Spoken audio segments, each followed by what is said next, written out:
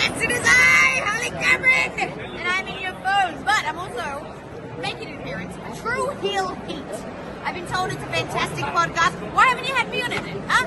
Where's my invitation? I think you guys need to feel the wrath. I'm at Comic-Con today, but I think we need to get some, some wrath in the show. So let me know.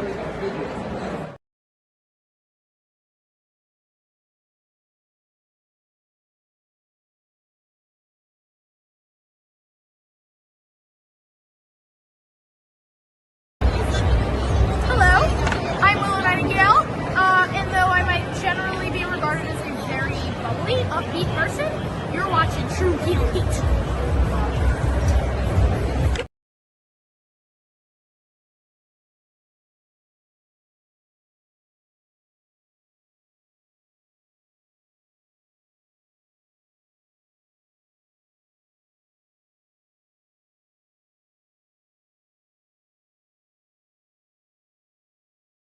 Hi, I'm the ballsy badass Shotzi Blackheart, and you're watching Tru Heel Heat.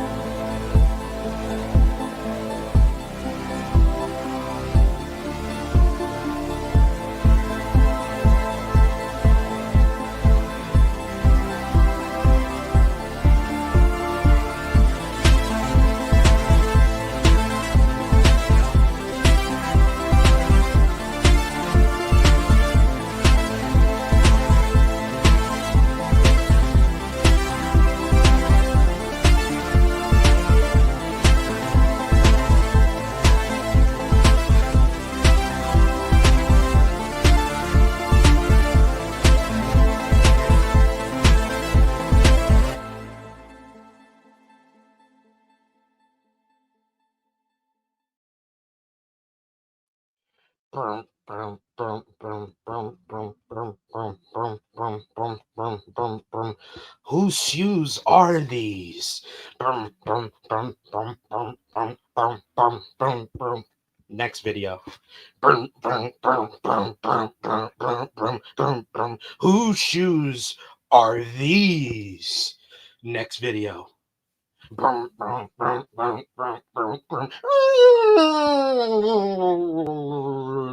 It's just a WrestleMania promo, guys. Sorry I wasted your time with that intro. It's just a WrestleMania promo, I'm not gonna waste any more time, like WWE did to all of you this week. I don't want to have your expectations disappointed like WWE has. And has WWE lost the plot on how much interest shoes really give wrestling fans? We're going to talk about that and much, much more. It's the Tru Heel Heat flagship podcast. Let's hit the intro. I got to put these shoes away.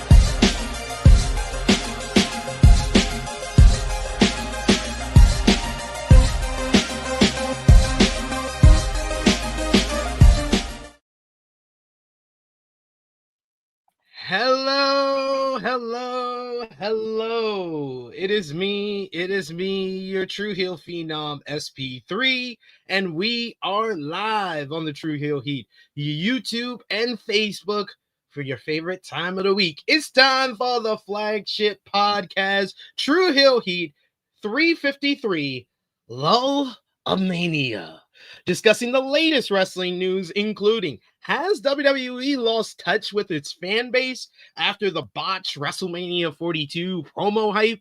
A recap of this week in wrestling with WWE SmackDown featuring Final Build for Saturday night's main event. You had Raw on Netflix featuring Charlotte Flair, Alexa Bliss in a banger with Bayley and Lyra Valkyria. You had NXT Evolve. You had Marigold Grand Destiny featuring IYO SKY versus Mayu Iwatani in an instant classic.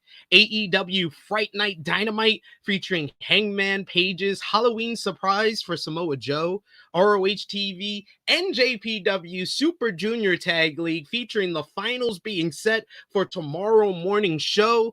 Plus, we got Tik Tok Time and final predictions for both tonight's WWE Saturday night's main event and tomorrow morning's NJPW Tanahashi final homecoming. Plus, we got much, much more. And of course, to do all of that, I am joined by my esteemed colleague. He is the Tru Draw himself. He is your favorite unfiltered personality here on the podcast, not named Krssi Love, and he has zero metal. Tru Draw Josh, how you doing? More like settled dinero, but okay. I'm here now. Don't worry, Sid. Don't worry. I'm still on the contract with Tru Heel Heat. I'm not gonna try to get another contract somewhere else while I'm under another one. Don't worry. Thank you. I appreciate that. I wasn't gonna do a Halloween costume 2 days in a row. I did it yesterday. I don't know if you saw it, but I was John Cena. I did. Yeah. I did. I know. Not many people saw me though. I heard they couldn't see me, so you know. But yes, we appreciate y'all for joining us live. Appreciate y'all for watching us on demand. Remember to show your appreciation back the simplest way possible. You could drop a thumbs up on this video. That helps us out so much. You can help share this video with all your wrestling fans, friends, and family on all your favorite social media platforms. If you are new to the Tru Heel Heat YouTube channel, hit that subscribe button, hit the bell to stay notified for all the great content here. And of course, you can sound off in the comment section if you're watching us on demand. If you're with us live, you could sound off in the live chat. We love to interact with all of you guys, hear your thoughts on this week in wrestling. If you want your comment, make sure it's highlighted on screen. You also want it read out and hear our thoughts on what you have to say. You can send a super chat donation. Any dollar amount matters. It goes back to the contributors that you see on screen with us here. Goes a long way to help the channel grow and move forward, and we always appreciate the support. And if you haven't already, hit the subscribe button, hit the bell to stay notified for all the great content here. We are closing in on 25,000 subscribers. I didn't think I would see the day we would hit 25,000 subscribers. So thank you so much to everyone who supports us each and every week here on the flagship podcast here on the channel. If it wasn't for y'all, we wouldn't be doing this every single week and be with you every single Saturday, every single weekend with the flagship podcast. So we definitely thank you so much. We got in the chat with us today a couple of our members, a couple of our usual faces. You got your favorite, Josh, Zach Minger, who tells us that it's National Fried Clams Day. Have you ever had a fried clam? Absolutely not. I didn't even know that's such a thing. Last week, what was it? Fried like steak. Now it's fried clam. It was chicken fried steak. Chicken fried steak. Wow. You see? What the fuck is that? I don't even know what's that. So what the fuck is fried clam? I think it's a clam that you fry. That's my guess. I don't know. I don't think I'm going out there with this guess here. Clown says, good morning, everyone. Good morning to you as well. We also got here in the chat, we got Vala who says, what are those? I usually I don't even discuss. You can attest to this. You can be my witness, Josh. I don't even discuss what I'm gonna do on those solo intros. I just figured it out as the intro is going. I was like, I'm usually tweeting out the podcast or whatever video I'm doing, or for here with the flagship, it's usually the flagship podcast. I'm tweeting it out, and then I'm immediately thinking what am I gonna say? What bit am I gonna do? And I was like, this is a good week for a bit. And then I saw my shoes laying around in my room. I was like, oh, perfect. I'm gonna do the WrestleMania commercial. How was Yeah, that? when I saw that, man, I knew it was gonna be some bullshit, but like, damn, like all them videos for what? Like, yo, that's such a waste of time. Oh, we got here Eric Isaac. He says, hey THH fam, hope that your Halloween was great last night. I hope yours was as well. But did you do anything for Halloween, Josh? I went to a Halloween parade. Oh, look at that. It's What, just- in the village? Yeah, it's just that what happened was that there's so many parts of the streets that were closed. So like we were just like in crowds and walking through people, and you know, I even saw Rey Mysterio like in the crowd. Like he was right in front of us, and I was gonna call him, and like I was gonna be nice to him at first. Hey Ray, and then he turned around. I was gonna say Dom is better. That's mean. Did you wear your Penta mask?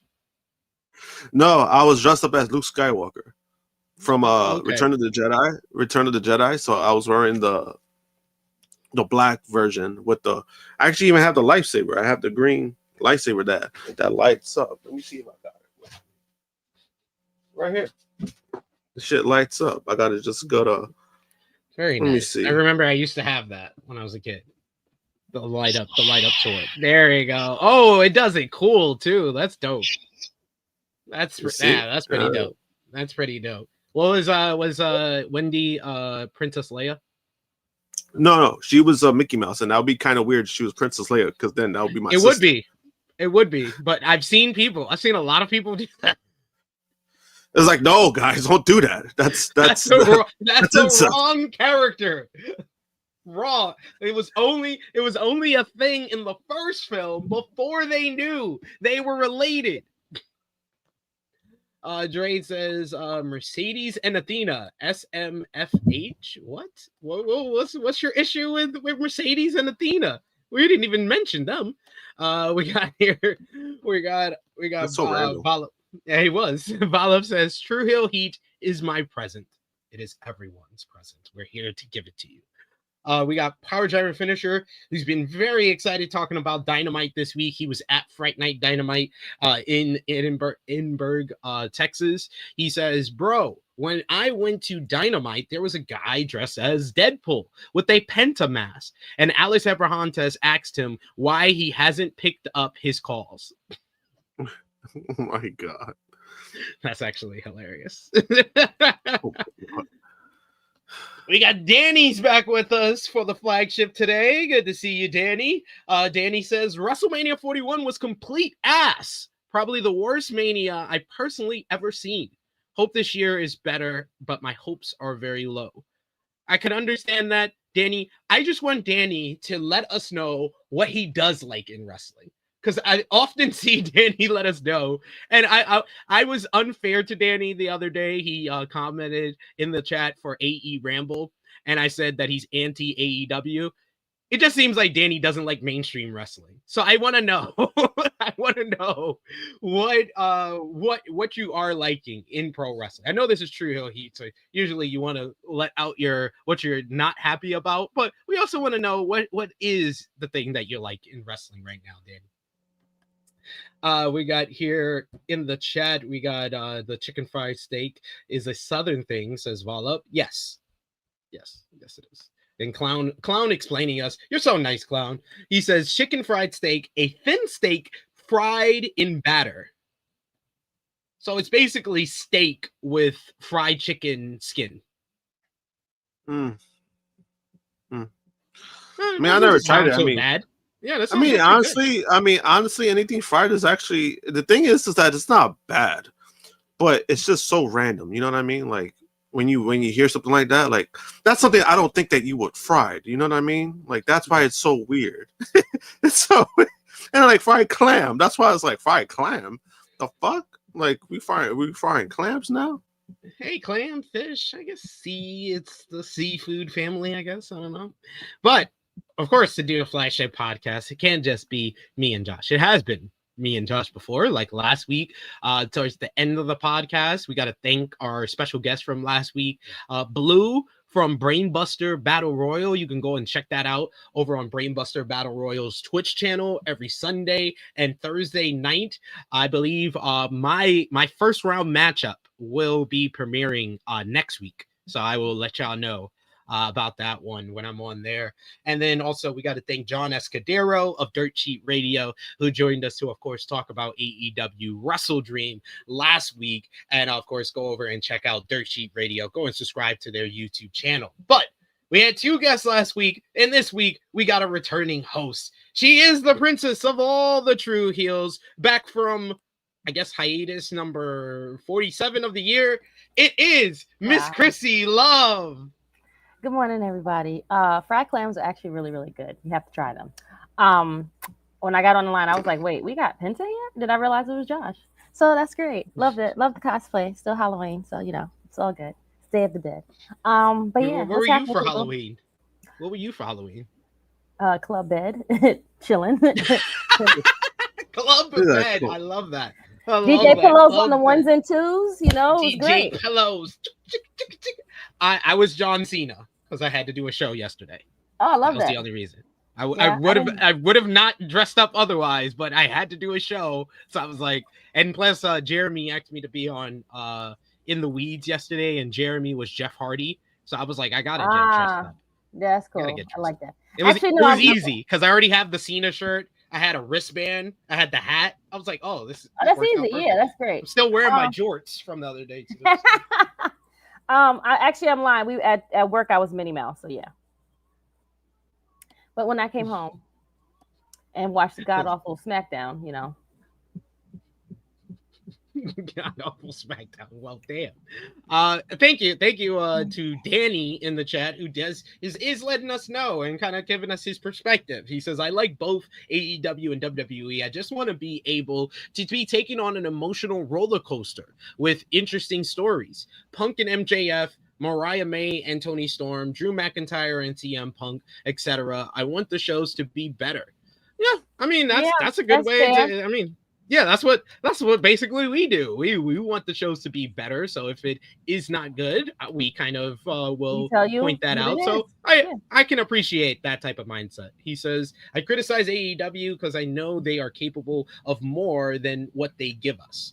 So absolutely. Yeah, but I think at times at times this guy overdoes it. That's all it really is. And I think you know, we always want shows to be better, but you know, sometimes it's not gonna be good. But when it is good, I think you should give credit to that, not dunk on it. Like the last time you did, when you're bringing up ratings, you're saying that this is awful. I don't think that's how you go by conversations of trying to make your point. You know what I mean? Like, especially when you were wrong. That's all it really is. You were wrong as fuck. You know, no, but, you know, we kind of addressed that when he did put that comment last week. No, just saying, like you can't use the ratings as like basically validation for your opinion. You can have the opinion and you can say, I didn't like the episode. I had this, and this to criticize, this, and this to have a problem. But due to the whole new rating system, by using that as your validation for your opinion being correct, it's flawed. You lost right from the beginning. Danny's still getting in trouble?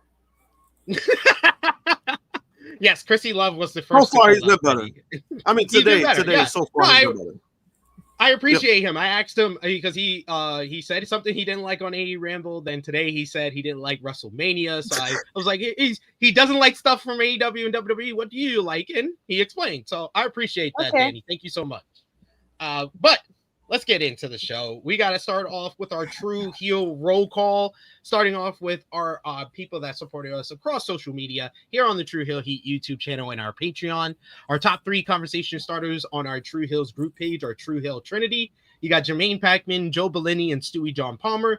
Our Patreon backers, you got Volub, you got Negro Buck Nick Jackson, you got Professor Chris, Trey, Robert, Steve, Ladarius, John Martin, Dolores, James, Allen, Santo, Justin Rich, and Chuck Berries. Thank you so much for supporting us over at patreon.com/Tru Heel Heat. It's the best place to support us when we are not live here, and you get additional content as well. But let's get into what we miss, and we will start with Krssi Love's apparently favorite show of the week, last night's Friday Night SmackDown. The show featured Tiffany Stratton kicking off the program to call out to call out her challenger for WWE Saturday Night's main event, which is Jade Cargill, who did come out, but officials and security kept the two ladies apart from one another, with Cargill saying that Tiffy time was going to be over at Saturday Night's main event. You also had Ilya Dragunov with another edition of the United States Championship Open Challenge, which was answered by Nathan Frazier. Tommaso Ciampa tried to skip Frazier in the line, but Ilya said no. Dragunov went on to defeat Frazier in an absolutely stellar bout to retain the United States Championship. Post-match, that was the good testing. Oh, sorry. Only thing on the show that you like, Krssi? Yep. Oh, I mean, yeah, it was the best thing on the show. So yeah, post-match, you get Ciampa, who comes back out. He jumps Frazier from behind, leading to a huge brawl between Fraxium, DIY, and Dragunov that went backstage. Then we saw Tama Tonga grab Ilya's title to tease that he's coming for the gold next. Carmelo Hayes picked up a victory over Kit Wilson in one-on-one action. The Miz would attack Hayes afterwards to get a measure of revenge for his attack a couple of weeks back. You had Alexa Bliss picked up a win over Nia Jax one-on-one, thanks to a distraction from, of course, her tag team partner, Charlotte Flair. You had the MFTs. They beat the Motor City Machine Guns in tag team action, trying to get into contendership for the WWE Tag Team Championships. Post-match, the MFTs jumped Chris Sabin and Alex Shelley with Rey Fenix and Shinsuke Nakamura trying to make the save, but the MFTs laid everyone out instead. And then the program closed with the WWE Saturday Night's main event, Undisputed WWE Championship match contract signing with Drew McIntyre and Cody Rhodes. Drew teasing that he refused to take the title match until Cody Rhodes chose to add the stipulation that if he is DQ'd or counted out in tonight's title match, he will lose the WWE Championship. Rhodes cut a passionate promo explaining the difference between his journey and Drew's, how there's been all this comparison, all these parallels to their journey, but the difference is he left this company when he was unhappy, while Drew was fired. However, Drew clapped back. He refused to let Cody get the last word and said that all the fans do is take from Rhodes. McIntyre pointed out how Cody was wearing orange for the fans since it was Halloween, but he should be at home trick-or-treating with his two daughters before asking what their names are. This led to Cody attacking Drew, but Drew bailed, and he then came back and got the last laugh by laying out Rhodes with a Claymore. He then picked him up and drove him through the table with a powerbomb to stand tall to close the show. Drew McIntyre getting a measure of revenge and also told Cody Rhodes he guarantees he will walk out the WWE Championship. He will do everything in his power to win the title tonight. Krssi Love, you had a lot to say. What do you think about last night's SmackDown, this go-home segment with Cody and Drew, Dragunov and Frazier, and anything else you want to discuss?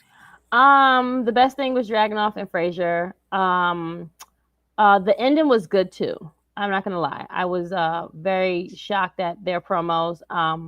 It just proved that Drew is probably not gonna win. But overall, hated SmackDown. Only two good things out of a 2-hour show that was worth speaking about. What about you, Josh? How did you feel? Josh? That's part of the reason why I stood up late. I was watching SmackDown. I regret it.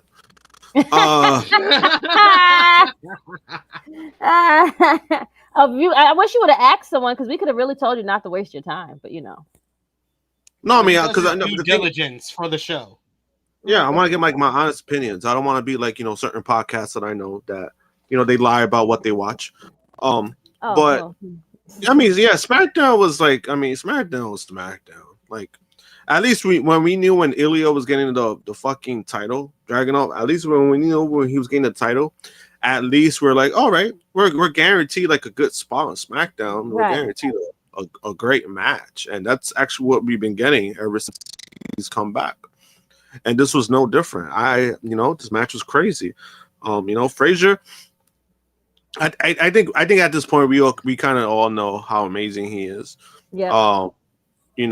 And to remind you guys, this was a guy that AEW was trying to sign, and then WWE scooped him up.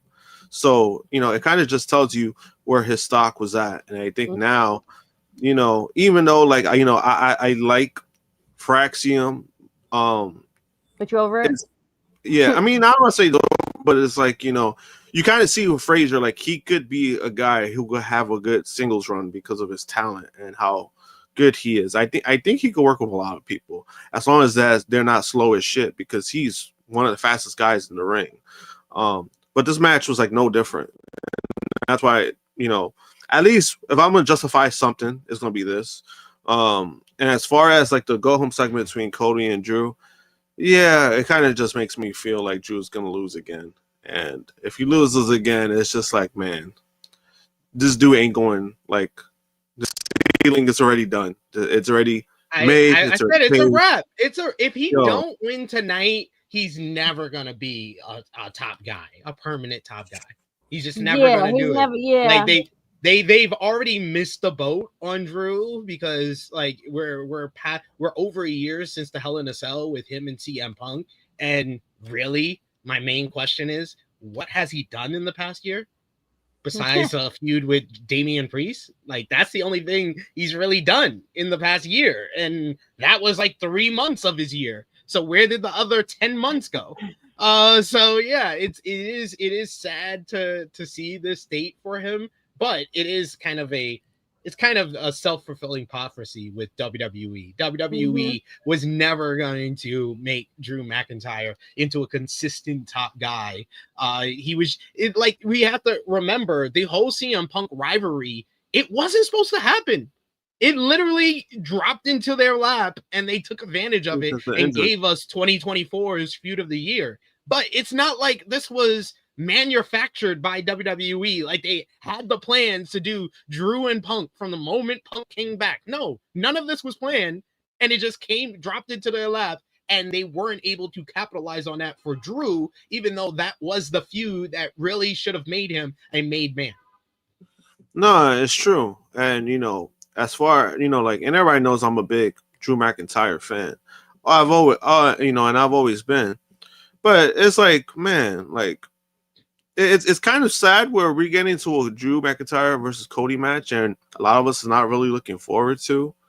You know what I mean? Like if this was a year ago, this is a match where everyone would have been like, "Oh shit!" Like Drew might actually win, and this is like a prominent match. And now it's just kind of like, oh, okay, this is just another opponent for Cody to beat. He's gonna have a feud with. He's gonna have like 3 matches with, and then he's gonna win all 3 matches. This is all we're really getting. I mean, technically, the second match he won by DQ, if that's even what the fuck you want to call it. And now we know that was all to set up the stipulation for this matchup. Which is like, wow, like that's your like that. Even the stipulation itself is just like, oh wow, like okay, that's your great grand scheme of things. Okay, cool. I just don't know because tonight we have the title. We also have the World Heavyweight title match. Imagine they do 2. We have a new World Heavyweight Championship, and then they changed the title tonight on Saturday night's main event. It doesn't even make sense. Like the time to do it was WrestlePalooza. It's not this Saturday night's main event, and this is why I tend to believe Cody should have been feuding with Drew earlier this year. Like instead of drawing out certain feuds like the John Cena one, he should have been feuding with him earlier in the year, not after his first run into his second run. Like people wanted to see this feud during Cody's first run with the title. Now that we're getting in the second run, it feels stale already.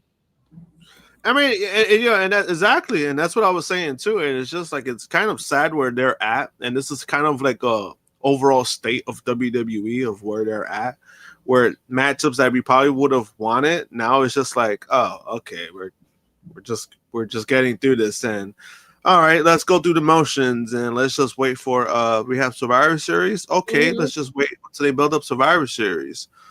It's one of those things. I mean, they even do that. You know how Survivor Series, so they do it like 2 weeks or a week before War Games. Hey guys, and it's in the big stadium. Now you want to focus on this shit. I don't even know why they booked Saturday Night Main Event in the fucking first place, but whatever. I don't understand why you need 2 of them in like 2 months' time. Right, it seems kind of weird. Because you know what it is, they want people to go watch Peacock. Yeah. This probably wasn't like planned initially. I kind of would tend to believe it at least wasn't supposed to be this late. Like you would think like maybe they would do one in like October. October makes more sense than the beginning of November with Survivor Series at the end of the month. So who knows? Who knows, right? But yeah, SmackDown, the Dragunov Nathan Frazier match was the highlight of the show. I think the U.S. Open Challenge has just been great for really SmackDown. Good. It's given it something that people can look forward to, whether it be Sami Zayn's 7-week reign or what Ilya's done since he's come back. It's been the consistent best thing about SmackDown, and that was a real good kind of showcase for Nathan Frazier, despite the weird finish. Because I know I had our good friend Victor Tyler Perry, who is always good to defend the wrestlers that he likes, and I was like that finish was kind of weird. Why did the ref tell Ilya to lay down? And he explained he did have a legitimate explanation. He was like, oh, it was probably because of the landing on the German suplex, which was crazy, where Nathan Frazier landed on the back of his head. And he was like, I like when it has that ugliness feel, it makes it feel more real. I was like, okay, I understand that, but that's not what happened.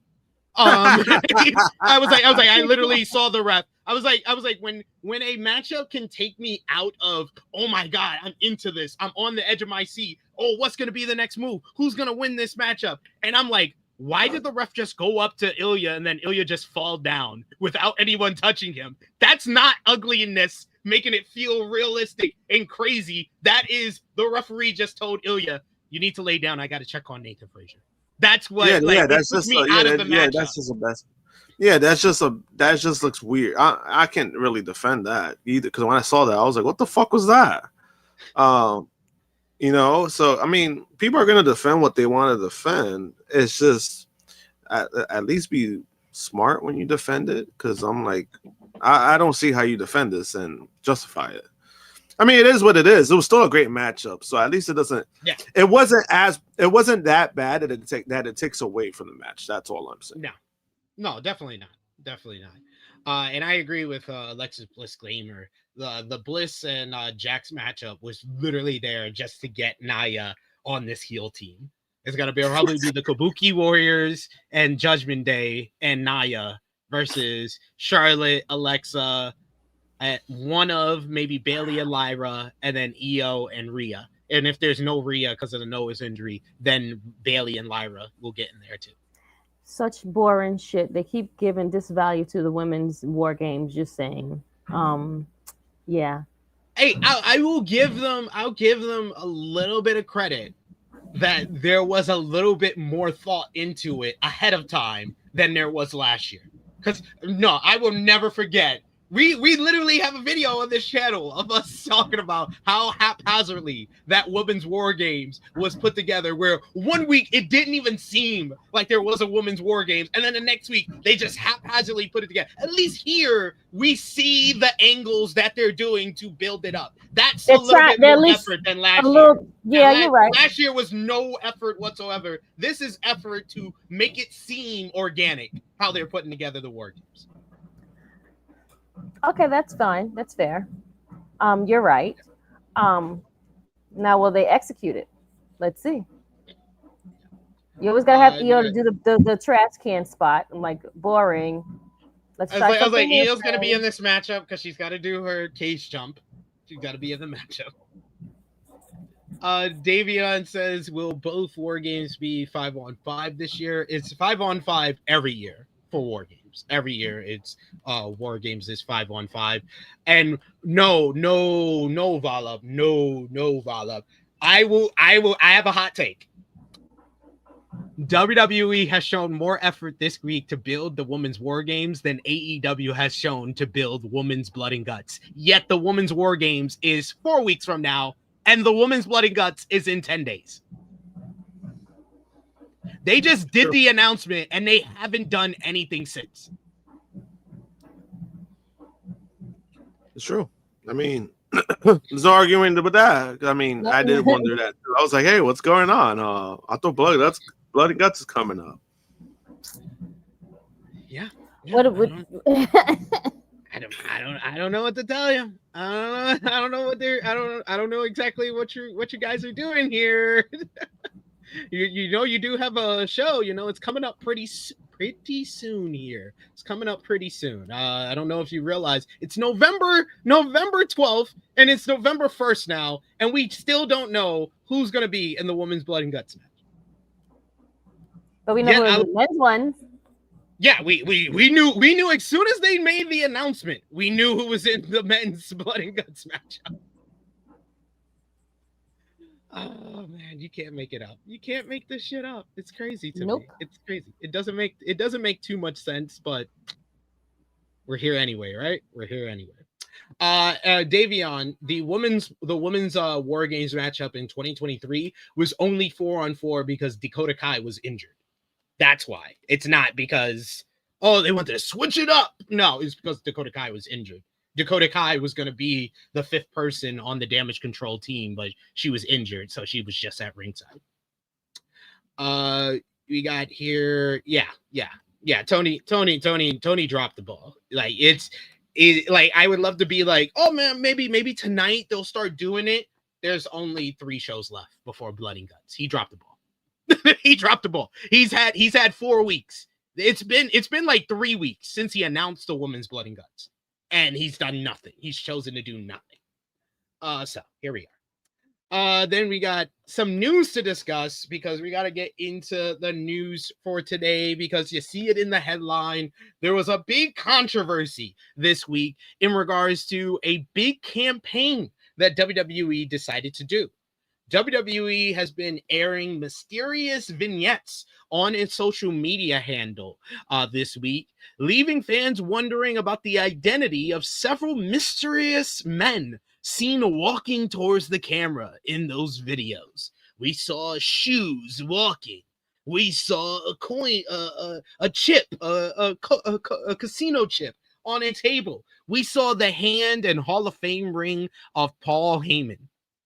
While fans were starting to believe that WWE was teasing the arrival of a new faction, an update from WrestleVotes on X as well as PW Insider Elite suggests that it's a different reality. According to the Wrestling Insiders, the cryptic vignettes were part of a WrestleMania promotional material that it was set to reveal on Tuesday.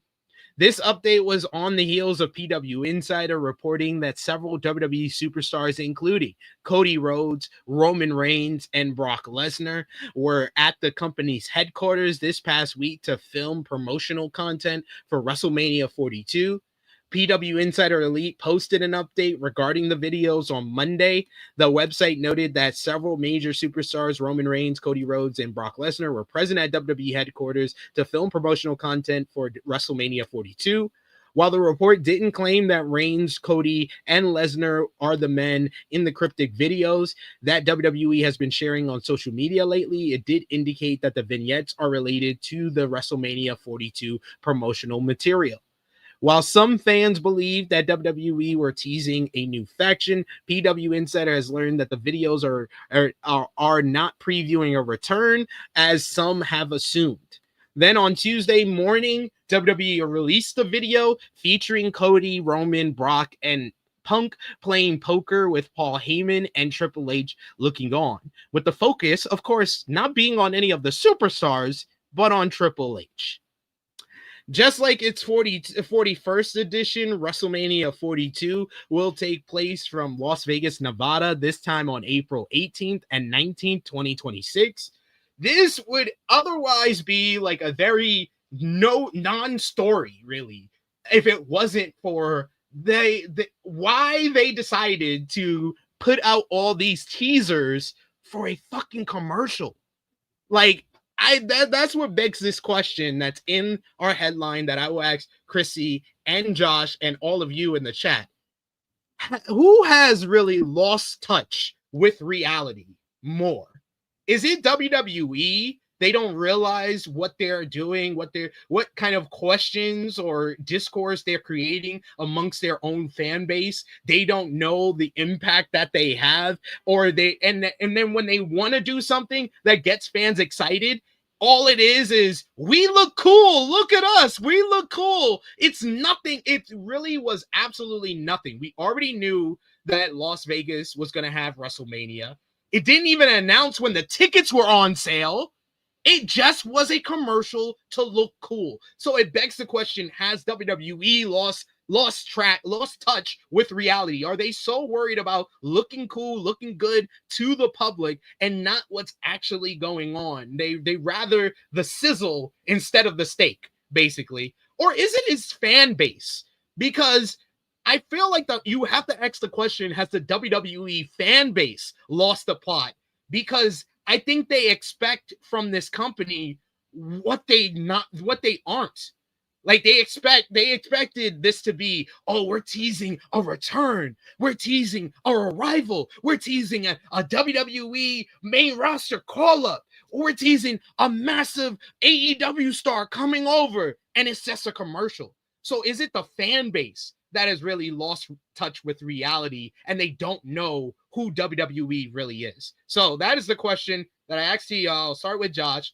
Who's lost touch with reality more, WWE or its fan base?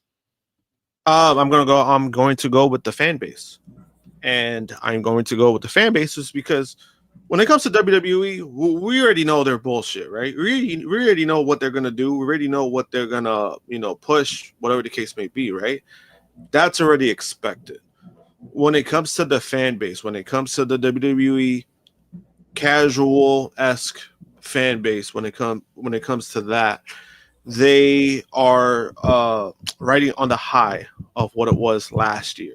Mm-hmm. And I think that they're so focused on finding that big thing that they could get excited about, and they haven't gotten it this year.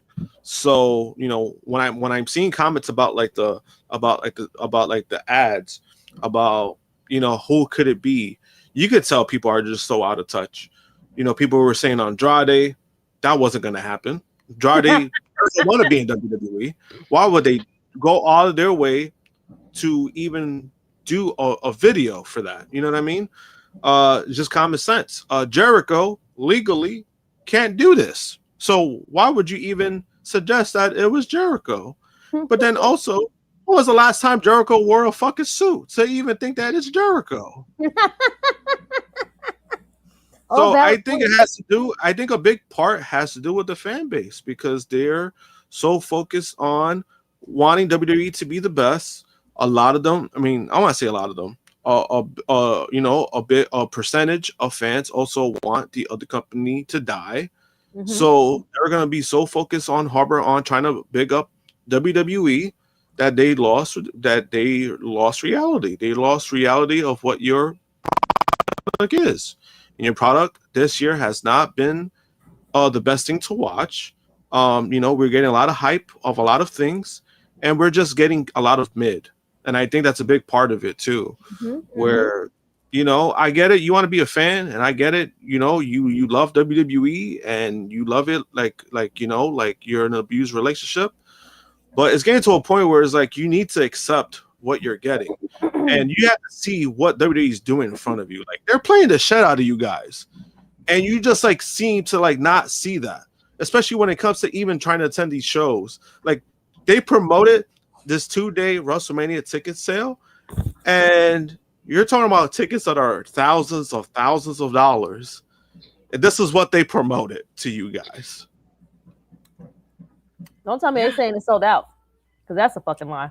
Oh no, Well, no, I don't think WrestleMania tickets. Only the combo tickets have gone on sale. Oh, I don't know if the general public sale has happened yet. But Krssi, what do you think? Is it WWE or its fan base that has lost touch with reality? It's definitely the fan base. Because you make excuses for all of their BS. It's really like sad at this point. Like y'all all need to be like checked and like put somewhere. But at this point in the game, WWE has only proven, especially with all these network changes and all of this, like Netflix, ESPN, all of these things, they just showing you they don't give a shit about what we think. All they do is they want likes, shares, and big moments. Yeah. They could care less, and they will give you a pay-per-view here and there that is good. That's all they care about. They should have done that for WrestlePalooza and other big shows, but hey, they didn't really, But I guess, getting these grades now from critics, since you want to be, critiqued, now you want to put more invest in. But this is more so the fans, because they really don't listen to anything we say. So they're only going to do what they want to do. But the fans really need to like open their eyes and put their glasses on. You know what? I'm going to start an era of accountability for WWE fans, because I was at one time, I considered myself a WWE fan, and I still watch the product. So you could say I am still a WWE fan, even though I get paid to watch months of the product. But anyway, I will say this, I will start an era of accountability, because I was wrong. Josh, Krssi, everyone watching, I was wrong. WWE are not moment merchants. Nope. No, they're not. They are soulless, aura farming moment merchants. That is what WWE is. They don't have any soul, because they don't care about souls. They don't care about their audience, their consumer. They care about making the most money possible for the least amount of work. That is a soulless corporation. They are aura farmers. It's all about looking cool. It's all about where Triple H can be. Triple H can say in his press conferences, "Oh, I hate the spotlight. They always have to force me to go out there and start the show." Yet we always see him start the show. We see him front and center in this poster that includes Cody Rhodes, Brock Lesnar, CM Punk, and Roman Reigns. You know who's the biggest star in the poster? Paul Heyman and Triple H. That's ridiculous. Paul and Paul. Paul and Paul are the biggest stars on. Why do we have Brock? Why do we need a Brock Lesnar then? Like, so what are we doing with Brock? Because this was also a big statement too. What a lot of people are. Yes. This was them telling us who's their top four. And yes, this was filmed. Yes, this was filmed after Seth Rollins' injury. But I don't think Seth was even going to get the call. I don't think Seth was going to get the call, even if he wasn't healthy, because Seth is not as big of a star as those four guys. Those are the top four of WWE. We can keep going on and on. It's a lot of things. Like, I feel like I said, if it wasn't for the vignettes and the teasers that they put out here, this is a non-story this week. But I think that there's a lot to take away from it in that. You can also say that this whole poster, this whole commercial, it may be foreshadowing what the main events of WrestleMania this year is. Already? Oh, absolutely. Because I've been saying, I said it to you last week, Josh, when we were talking about Saturday night's main event tonight. I said, whoever wins, and now I said it's more likely. Now I'm under the belief this is what's going to happen. Whoever wins the World Heavyweight Championship tonight will go on to face Roman Reigns at WrestleMania. Whoever. It don't matter if it's Jay, if it's Punk. It's more likely Punk. They're going to do the Roman Reigns match at WrestleMania this year. And if Punk is in the World Heavyweight Championship matchup, that's a big star that you can't put against Cody Rhodes. So you're going to have to be like, who are we going to put against Cody Rhodes? Seth is injured. Punk and Roman are over here. Who we got? Who keeps getting mentioned in Cody Rhodes promo segments over the last couple of months? Whether it was against Seth, whether it's against Drew, whether he does a promo segment with Paul Heyman, it's Brock Lesnar. WWE's been teasing this. So I think that WWE basically showed their cards a bit with this promo. So this is, there's a lot to take away from this whole thing, but it really just genuinely, I think that the answer to the question of if it's WWE or fan base, I think it's both. I think WWE doesn't know, they have lost the plot with their fan base because they don't know what they want. They don't know what to give them. They think that they can get by because they're making all this ticket sales and record profits. They could get by on the bare minimum, but their fans are expecting more from them. So they've lost the plot with their fan base. And it's also you guys are 100% right as well. It's also the fan base with WWE. They have not been seeing the clear signs of the creative decline of WWE in 2025. They haven't seen that WWE cares more about taking their money than entertaining them. They haven't seen any of these signs. So it is both. If it's one over the other, I kind of feel at this point, I'm not going to blame the fans. You know me. I don't like to blame the fans. I'm going to say it's WWE more. I'm going to be different. I'm going to say it's WWE more because they haven't figured out that before it was like, oh, they're just giving you the bare minimum because they can ride on that. But now this whole botched WrestleMania 42 promo campaign makes me believe they don't know what the fans want. So they are getting by on this hot streak, but they also don't know how to get back the creative juices again. That's scary. No, it is. And, for me, and that's why, for me, when I put more of the blame on the fans at this point is because, like I said before, WWE, it's gotten to a point where it's like, yeah, we kind of know the bullshit that they're going to do, right? So it's kind of like, so for me, that's how it feels, where it's just like, yeah, I kind of know what WWE is, what they're about. They're not really about the fans. They're not really invested with the fans. They're invested of getting their money because it's TKO. And, they care about record profits. They care about that stuff more than putting on a good show. And, it's not going to affect them until it actually does affect them. And by affecting them is when it starts hitting their pockets. But the problem is that when you're doing these kind of packages for these shows where you're seeing $5,000 packages, $10,000 packages that people are still buying, guess what? They're going to be like, you know what? Hey, we can still put on mediocrity. Guess what? We're still going to get these losers to pay all this money anyway. Exactly. So it doesn't really matter. Yeah. We don't have to push it. That's it. And that's part of the problem too. Yep, that's part of the problem. You keep going to the shows. You keep giving them sold out arenas. You keep giving them everything when they give you bullshit and mediocre shit. Because for me, somebody like me, for me, buying a WWE, it doesn't affect me because I have not bought a WWE ticket since 2017. So it doesn't affect me. Even when I see all these ticket prices racing up. Yeah, it's outrageous, but to me, I find it more funny than anything because it's just like, damn, you're paying $500 for a Monday Night Raw just to sit with Jesus. I don't know how I could do that. No way, I'm not doing that. You know what I mean? But it's just for me personally, it doesn't affect me personally when it comes to that. But it's like I've seen the signs and I've been seeing it for a while, and it's kind of crazy that even last year when we were all talking about this, when we were all talking about creative. One of the things that I did bring up where when it comes to creative, their biggest sell point last year or when Triple H took over was the bloodline stuff. And then when that crapped out and that was dead, now you're starting to see, hey, let's see what sticks. And there's a lot that has not sticked. And there's things that they could have done that the follow-up has just been ass.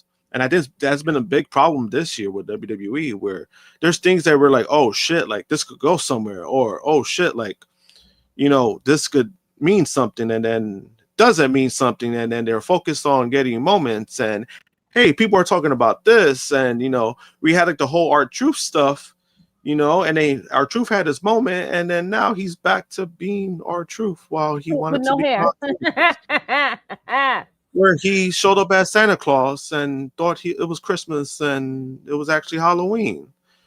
You know what I mean? Like, what happened to Ron Killings? So high on Ron Killings upon his return, and they let that go very quickly. We got a different perspective here from Danny, of course. He says everyone blames Triple H for a lot of these issues, when I feel like it's TKO to blame. Triple H can't do what he wants because it's TKO money at stake. They're $5 billion in debt. Danny, put that Kool-Aid down. Put that Kool-Aid. Take the Kool-Aid out your hand, because it's actually 2.7. You have freaking drank the Kool-Aid that Triple H wants you to believe. Everyone does not blame Triple H. There are more fans like you in the WWE fan base for sure that will point to TKO before they ever give Triple H any blame. And the reason why you feel like everyone is blaming Triple H is because it's gotten louder this year, because creatively he has not been good. That is what people are blaming Triple H for, is that the creative of the Triple H that wanted to entertain fans, that wanted this great reputation for being a great booker, for creating these cinema moments. That Triple H is gone. Now it's just the cinema moment guy. That guy that's given us Drew McIntyre and CM Punk, Sami Zayn in the Bloodline. Like, that guy's gone.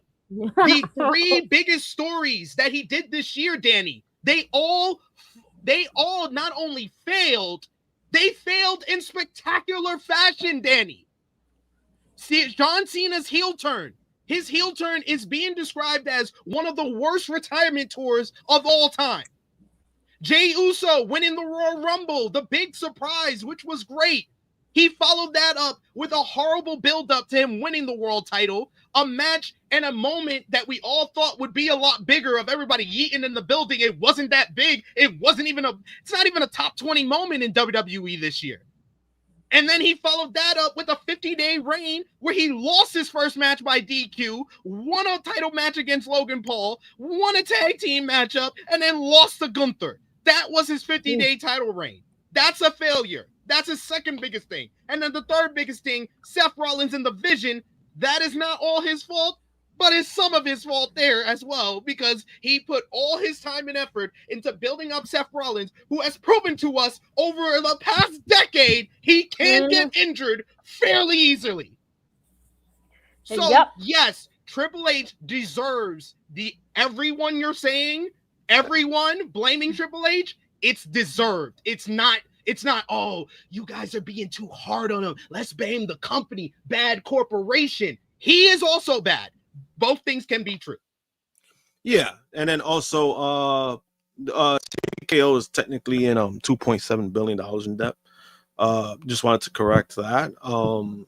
It's a lot of money, but I mean, I just like, I just like presenting facts when it comes to that. But when it comes to Triple H, the thing is that Triple H doesn't get to blame. Guess what? Because he shows up, he's the fucking face of the company at this point. Everywhere you see, it's him. So he's gonna get blamed for a lot of things, and things that he should be blamed for.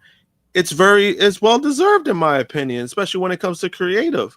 You cannot go in front of a camera and say, this is the hottest brand, this is the hottest we've ever been.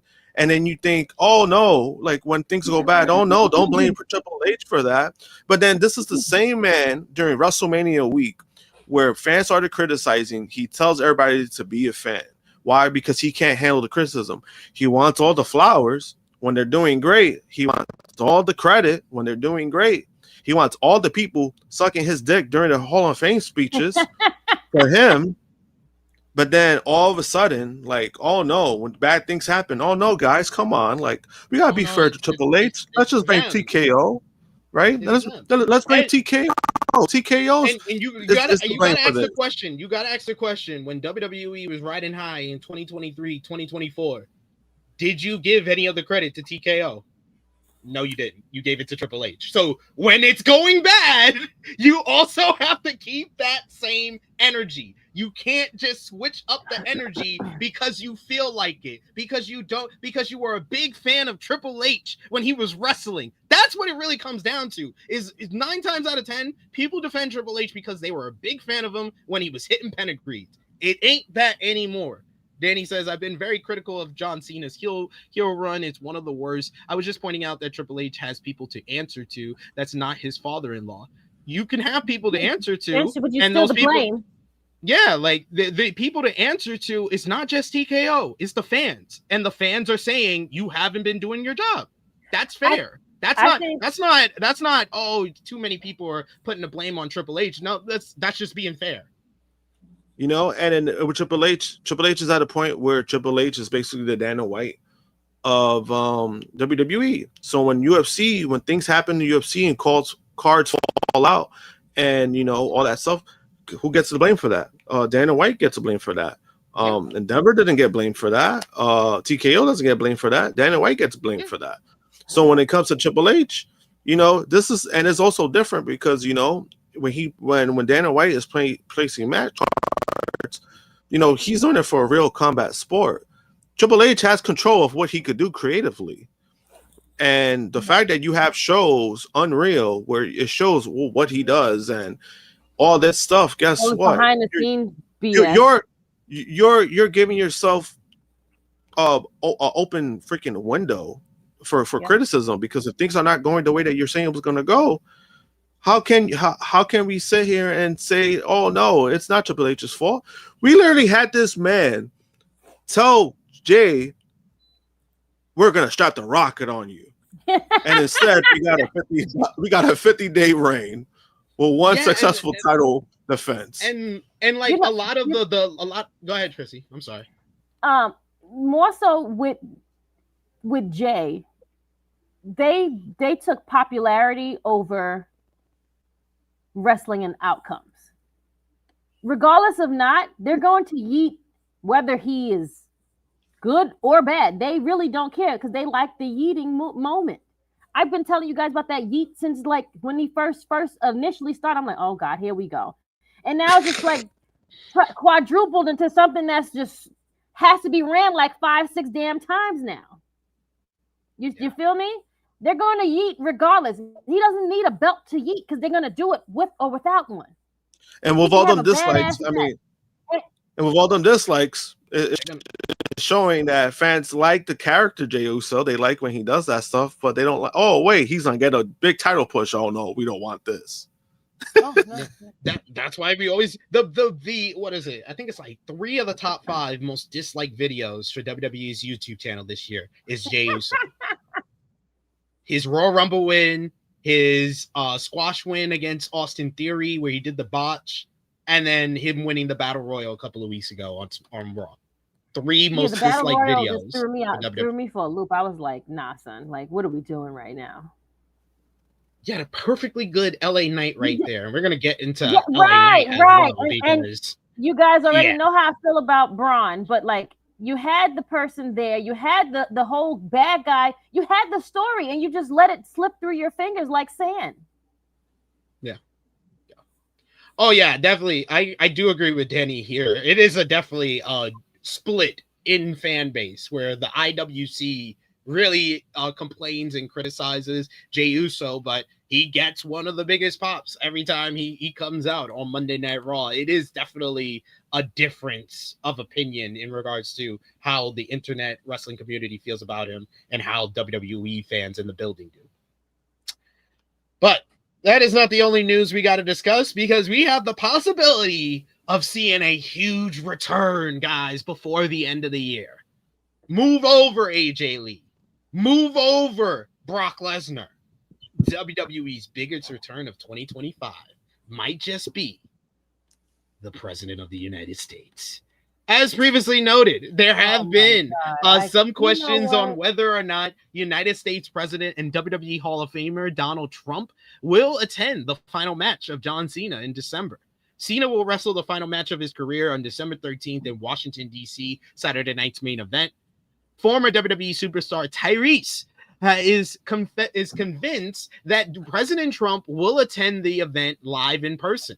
Speaking to TMZ Sports Inside the Ring for a recent interview, the former NWA World Heavyweight Champion and Fox News commentator said on President Donald Trump going to Cena's last match, he said, "Oh, the president? 1,000%. If he says he's going, he's going. It's in DC. And that's not by no mistake. He might even be in the finish."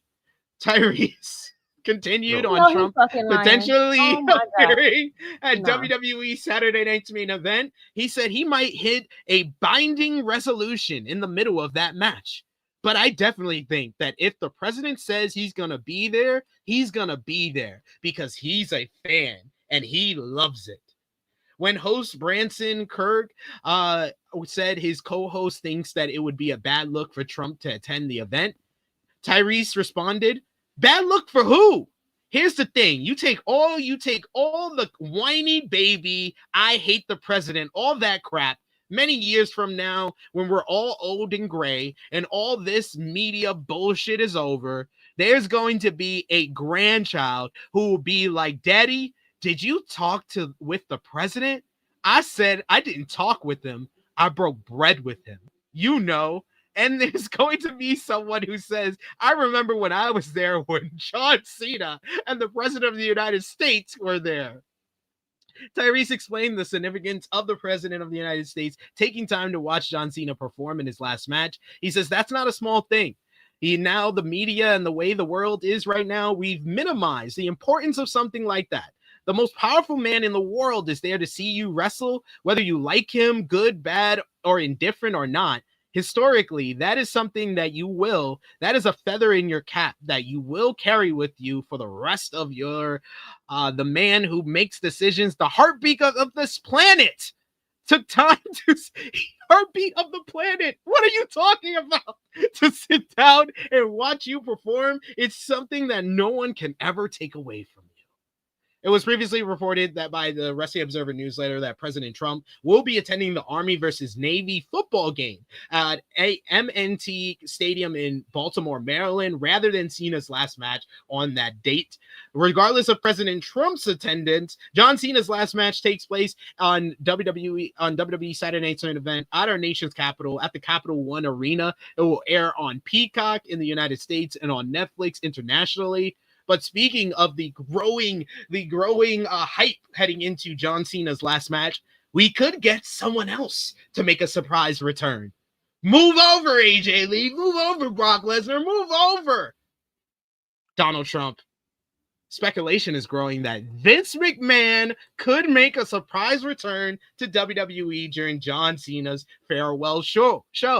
Answering a question on McMahon's possible appearance, Sean Ross Sapp suggested on Fightful Select Answers that while unconfirmed, McMahon's appearance at the highly anticipated event cannot be ruled out. McMahon has remained absent from backstage activities since his departure in January 2024. WWE even edited him out of one of the vignettes a few months ago. However, Sean Ross Sapp noted that WWE does whatever they want now, and that he couldn't rule out a McMahon surprise appearance. I wouldn't rule out him being at Cena's last match. WWE tends to do what they want now. On Fightful Select Answers, Sapp noted that the former WWE chairman was at the June 2023 Raw in Hartford, Connecticut. Before that, he was at WrestleMania 39, reportedly changing the finish of Edge versus Finn Balor, and at Raw the next night, where he reportedly made major changes to the Raw script again. So, you know what we do here on the flagship, 0 to 100. What percentage are you going to put on Donald Trump showing up at John Cena's final match? What percentage are you putting on Vince McMahon showing up at John Cena's final match? Krssi. I'm sorry, there's a marching band just passing my house. I don't know if you can hear it in the background, but what is it? A parade for All Saints Day or something? Some Veterans Day appreciation day type thing. I was like, I don't know why all blocks of mine on a Saturday they want to have. Isn't it on Monday?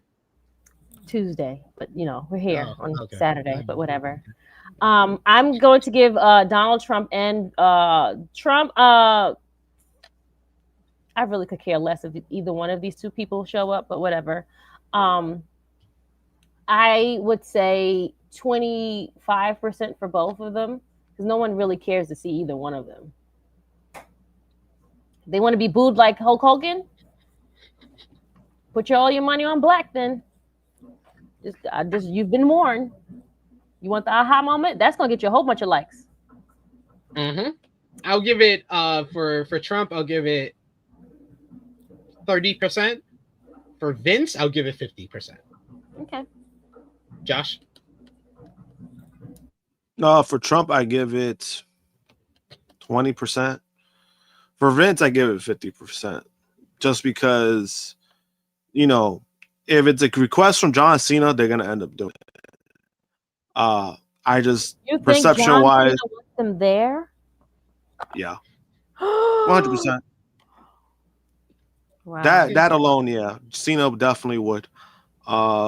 You know, John Cena has been very open about his relationship with Vince. So it wouldn't surprise me if he made that request. They'll find a way to make it happen.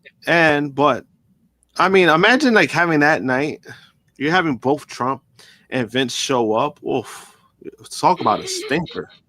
That is the biggest. Like I thought the line in the sand was Brock coming back, but that would be the biggest. We don't give a fuck about what y'all say. That part in exactly. WWE history. I didn't want to say it, Trump but you know. and McMahon, like the two worst people you could possibly bring to it. The worst. You thought Hulk Hogan being booed, and you tried to like cover that up, and they couldn't because Netflix had it. Crowd boos. It was the closed caption for me because I had that on mine too. But anywho, if you thought that was bad, let those two guys come. Let them come. You better off just calling Shane McMahon. That would be very unwise. The other note from the WrestleMania poster story that I didn't mention, I wanted to highlight this comment here. Carnage bringing up, where's the woman? In 2025, how did they do a whole WrestleMania poster with no women after this year where the women have clearly carried the men in this company? Carrying them. Several bags. No matter how many women stars you have, they always tell us how they really feel. And then they put Brock over the women. That should tell you how they feel. How they really feel. Good to see DJ Eric in the chat. Thank you for joining us today. Appreciate seeing you. Haven't seen you in a while, good sir. We also got here Carnage calling Trump and Vince Satan's favorite sons. Wow, I love that. That's actually really great and spot on. Shout out to him. That is really good. Keep coming with those comments. Send some super chat donations, guys. It helps us out so much. Goes back to the contributors that you see on screen with us here, and we always appreciate the support. A couple of quick notes to get to before we get into Monday Night Raw. These are more of updates. WWE superstar Bianca Belair has been away from in-ring competition since WrestleMania 41. The EST of WWE, of course, battled IYO SKY and Rhea Ripley for the Women's World Championship in a Match of the Year candidate on night 2. While the match proved to be an instant classic, Belair suffered multiple broken fingers during the bout, leading to her taking a step back from in-ring competition. Veteran journalist Dave Meltzer commented on Bianca Belair's return status on the latest edition of the Wrestling Observer newsletter, where Meltzer stated that there is no return date set for the SmackDown superstar right now. The veteran journalist speculated that Bianca's injury could be, quote-unquote, far worse than previously imagined. While Bianca Belair hasn't wrestled since WrestleMania 41, she has made sporadic appearances on WWE television. The former world champion was a special guest referee for the no-holds-barred matchup between Jade Cargill and Naomi at the Revolution PLE. Amid Bianca's absence, her former tag team partner Jade Cargill has turned heel. The Storm will challenge Tiffany Stratton for the WWE Women's Championship at tonight's Saturday night's main event. Should Jade win the title, it will be interesting to see if Bianca Belair goes after Cargill and the WWE Women's Championship upon her return. I'm a little bit worried about that because the two notes that I got from that report was that is far worse than imagined, and that it's multiple broken fingers. Because when this injury was first reported on, it just seemed like she had a broken finger. I didn't know it was finger, right? Multiple fingers she broke. So that's probably why it's taken a lot longer than they previously. Maybe it was a clean break too. Like it wasn't just like a fracture or anything. It was like a clean break. So she should have that baby now. She had that baby now. It's gonna be out even longer. Yeah, exactly. You're gonna be out for like 2 years. Like, what are we talking about? Listen, you might as well. Yeah, I thought it was because I heard it was because originally I thought it was a finger, but then they're saying multiple. It's kind of crazy. That happened in what, Mania, right? When she got injured, and then right, it's right in November. So I mean, that's really bad. That's a really bad break of that. Damn, that long? Oof. Yeah. That's crazy. That means it broke. It was a clear broken hand instead of like a fracture, and they probably didn't know or they didn't want to say anything right away. But now, since it's been like several months, you got to say something. So you now have to say, "Yeah, I broke my whole hand or whatever, and I need to get it back to normal." Good news for Chelsea Green this week. She has re-signed with WWE earlier this year, and a new report reveals when it was signed and how long it's for. It was reported in May that the former Women's United States Champion had signed a new deal. At the time, the length of the contract when it was signed weren't known. Fightful Select has since learned those details. The outlet cites sources in WWE reporting that Green and the company agreed to a new deal in January. Green's previous deal would have been up in late 2025. Sources in WWE confirmed that Green's deal is for 5 years, which means her contract expires in early 2030. Since returning to WWE in early 2023, Green has had quite the successful run. She's held the WWE Women's Tag Team Championships and was the first ever Women's U.S. Champion. The latter reign lasted 131 days. She is the leader of the Green regime, which includes herself and the secret Hervis of Piper Niven and Alba Fire. Green also appeared on WWE NXT, most notably where she aligned with Ethan Page in August. The two feuded with Tyra May Steele and Tavion Heights and defeated them in a mixed tag team matchup at Heatwave that month. Congratulations from all of us at THH to Chelsea Green, who's riding her success of the last 2 years to a new deal here. But someone who is still under their WWE deal, but more of a non-compete deal, is Samantha Irvin, who we discussed last week. Samantha Irvin's WWE departure in October 2024 left everyone shocked. The former ring announcer had become a fan favorite during her time with the company, and her departure left everyone puzzled. In subsequent media interactions, Irvin opened up about her decision to leave WWE, revealing her desire to do a lot more than ring announcing. Recently, it came to light that Samantha is tied to a 2-year non-compete clause with WWE. In the latest Fightful Select Q&A, Sean Ross Sapp answered a fan query about Irvin's ongoing non-compete. The Wrestling Insider stated that the reason behind her lengthy non-compete clause is her decision to leave the company during her contract period.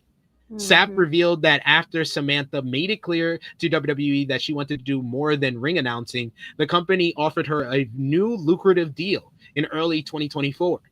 She allegedly took the bump in pay with a lengthy non-compete clause attached to it.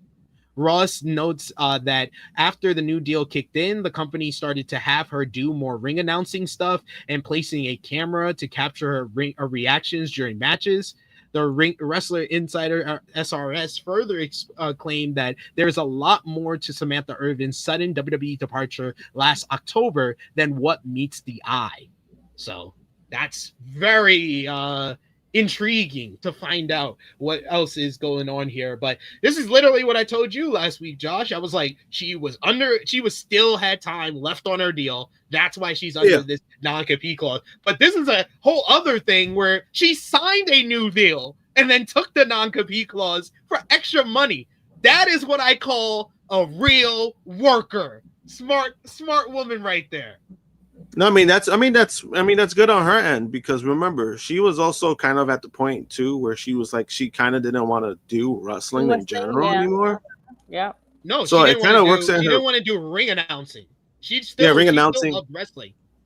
Yeah, I think she still loved wrestling, but I think she was at a point where she said herself that even if she was available, she wouldn't have jumped ship right away. Like she would have wanted time to herself. Yeah. But this is a good enough amount of time to stay away from wrestling. And then when she comes back, she comes back. But the fact that she played it, I think if you're gonna sign a non-compete, make sure you sign it like it's a right move. And the fact that she's getting more money off of it because of that, I mean, that's smart. I mean, you can't. I can't knock the hustle. Yeah. You know, this is what I've been wanting the wrestlers to do. All these wrestlers are coming in, being represented by that fucking agency that they're like, oh no, take a pay cut because WWE's gonna be worth it. No, fuck that. Give me all the money that you can. Fuck a WWE name. Give me the money. That's all I want talent to do. Chuck Barris is on to something. I think this is the reason why Ricochet takes as many shots and jabs at WWE that he does. Oh, absolutely.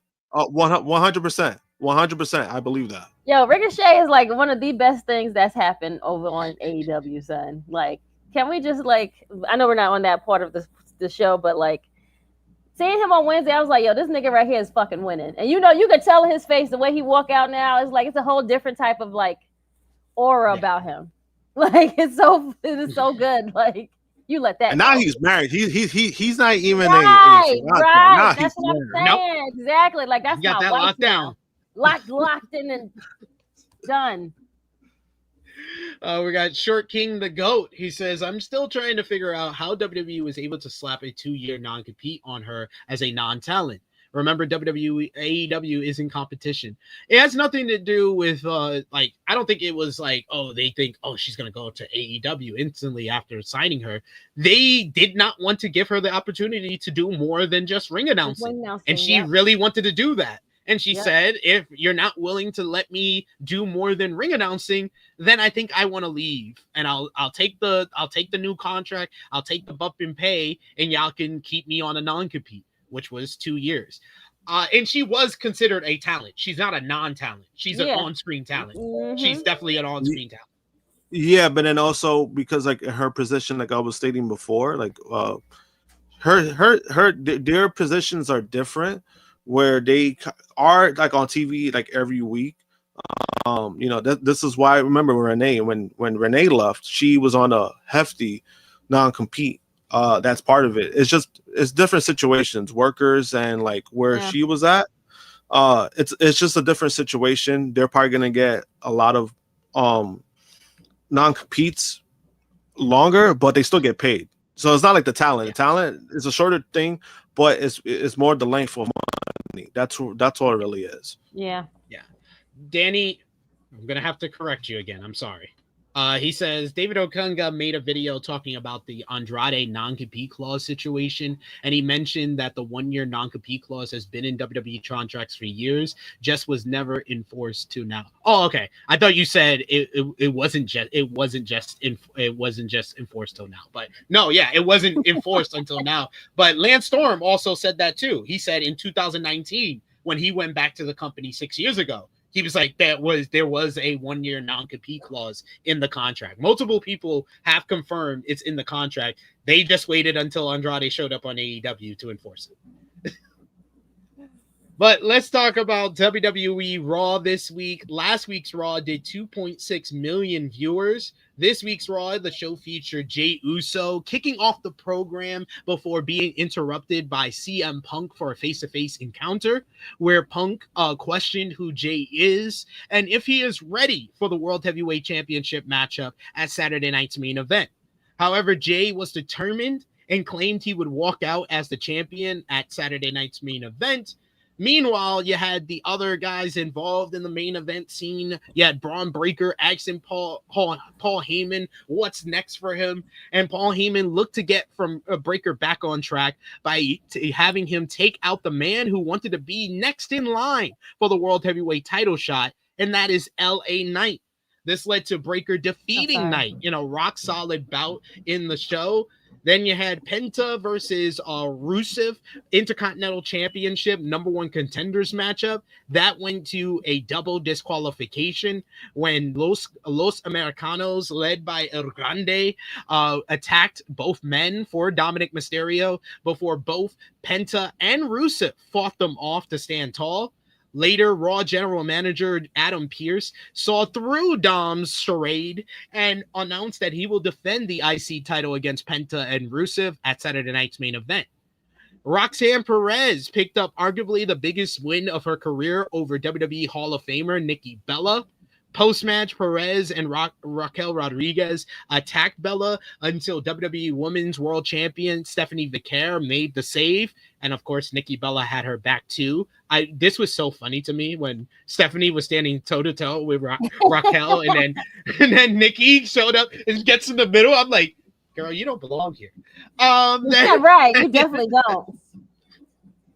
Then JD McDonough pulled off one of his biggest singles wins of his career, beating former WWE champion Sheamus in a very good matchup on the show, thanks in large part to an assist from Finn Balor. And then later in the main event, you had Alexa Bliss and Charlotte Flair beat Bayley and Lyra Valkyria in an excellent main event to retain the WWE Women's Tag Team Championships. This had some really good near falls. Had Charlotte Flair's arguably her best performance of the year so far, and Bayley was great. Bayley was great in this matchup as well. All four ladies killed it. Post-match, the Kabuki Warriors showed up to attack Flair, Bliss, Valkyria, but they did not lay a finger on Bayley. So we will see if that is something to take note of or not. But the main event of Raw was great. The rest of the show was kind of there. Krssi, any thoughts? Same. The ending, good. When are we just gonna give the Kabuki Warriors the belts? They need it. They're like one of the best things that's happening on Raw right now. Come on, Josh. You should have caught my cue. We got to bob our head to Chrissy's background music. You know, you hear it? She got Nick Cannon in the drum line outside her door. Like, oh, so you hear it? That's why I keep putting myself on mute because I'm like, yo, that's they sound good. Josh didn't hear it. It's low. It's great, but I'm like, Saturday, 11:40. Y'all supposed to be in like a schoolyard, not in somebody's front yard. Like, why are they right outside your door? It sounds like it's literally like three houses over. It's like Nick Cannon is having a battle with your door. Like, right.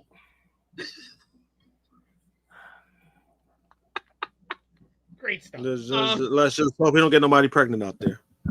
Yeah, no, he has a habit of that. Josh, what did you think about Raw this week? Raw was kind of boring, man. Oh, I don't know. Yeah, I liked some stuff on Raw. I like the Braun Breaker stuff was cool. Him winning. What a way to drop a ball on that thing.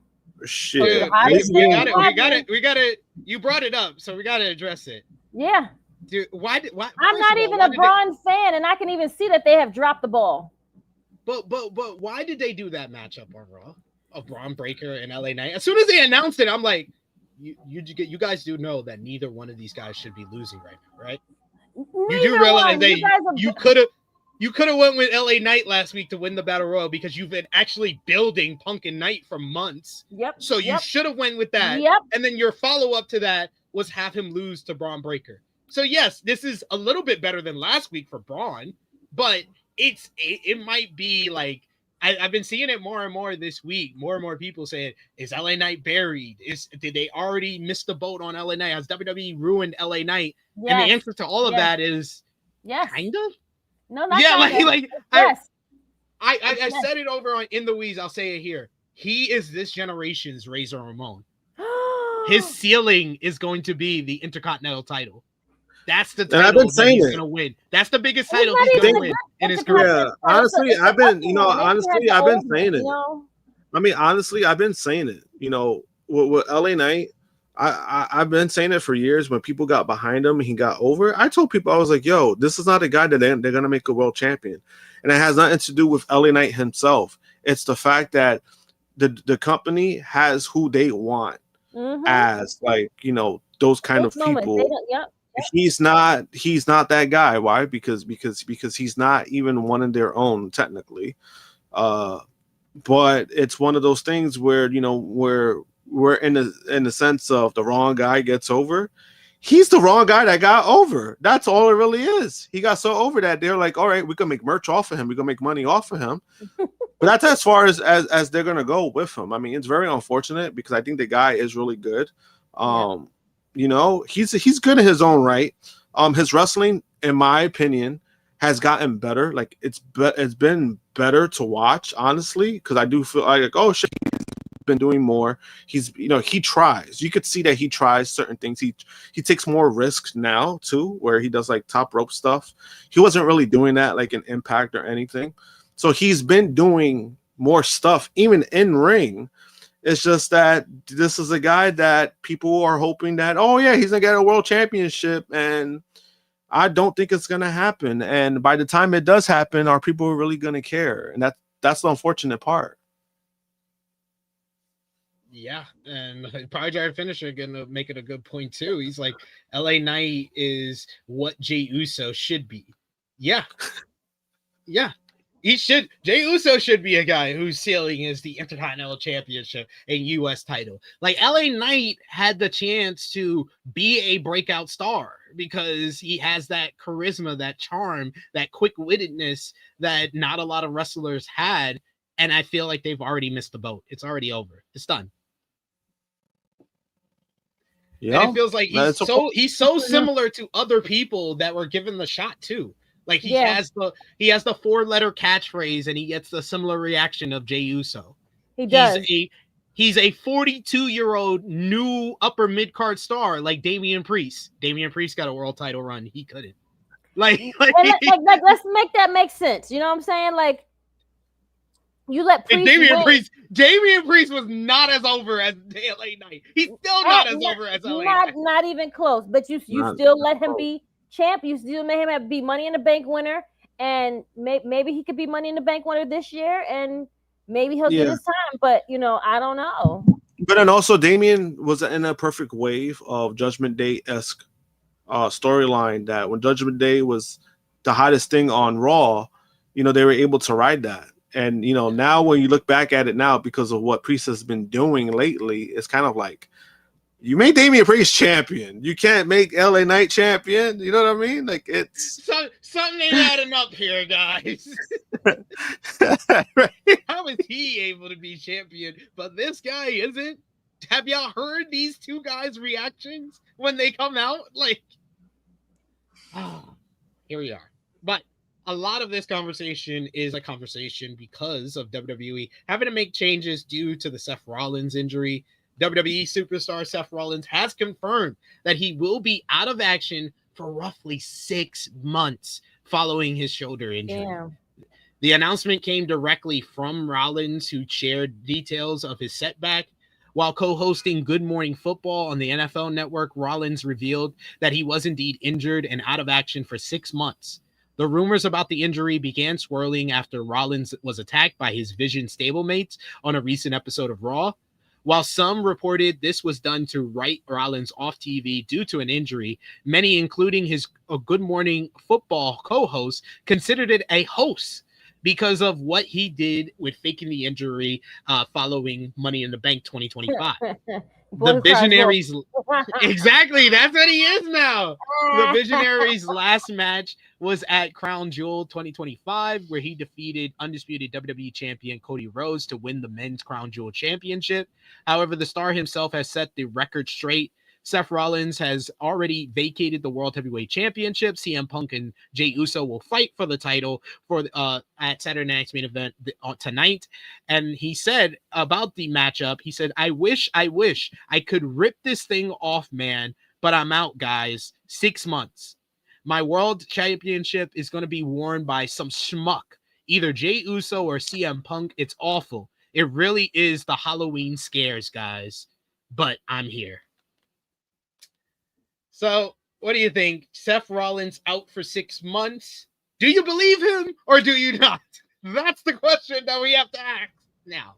Krssi, yes or no? Do you believe Seth Rollins? I believe he is definitely out. I don't think it's 6 months, but I definitely think that he's out. Josh? I believe that he believes it's 6 months. But because we've seen stuff come back faster, and it has nothing to do with storyline, but it has to do with his will and his determination. Right. So he has come back from injuries pretty fast, especially that major knee injury he had years ago, where it was suspected he was supposed to be out 8 months. He came back in 5 months. So I think his willpower,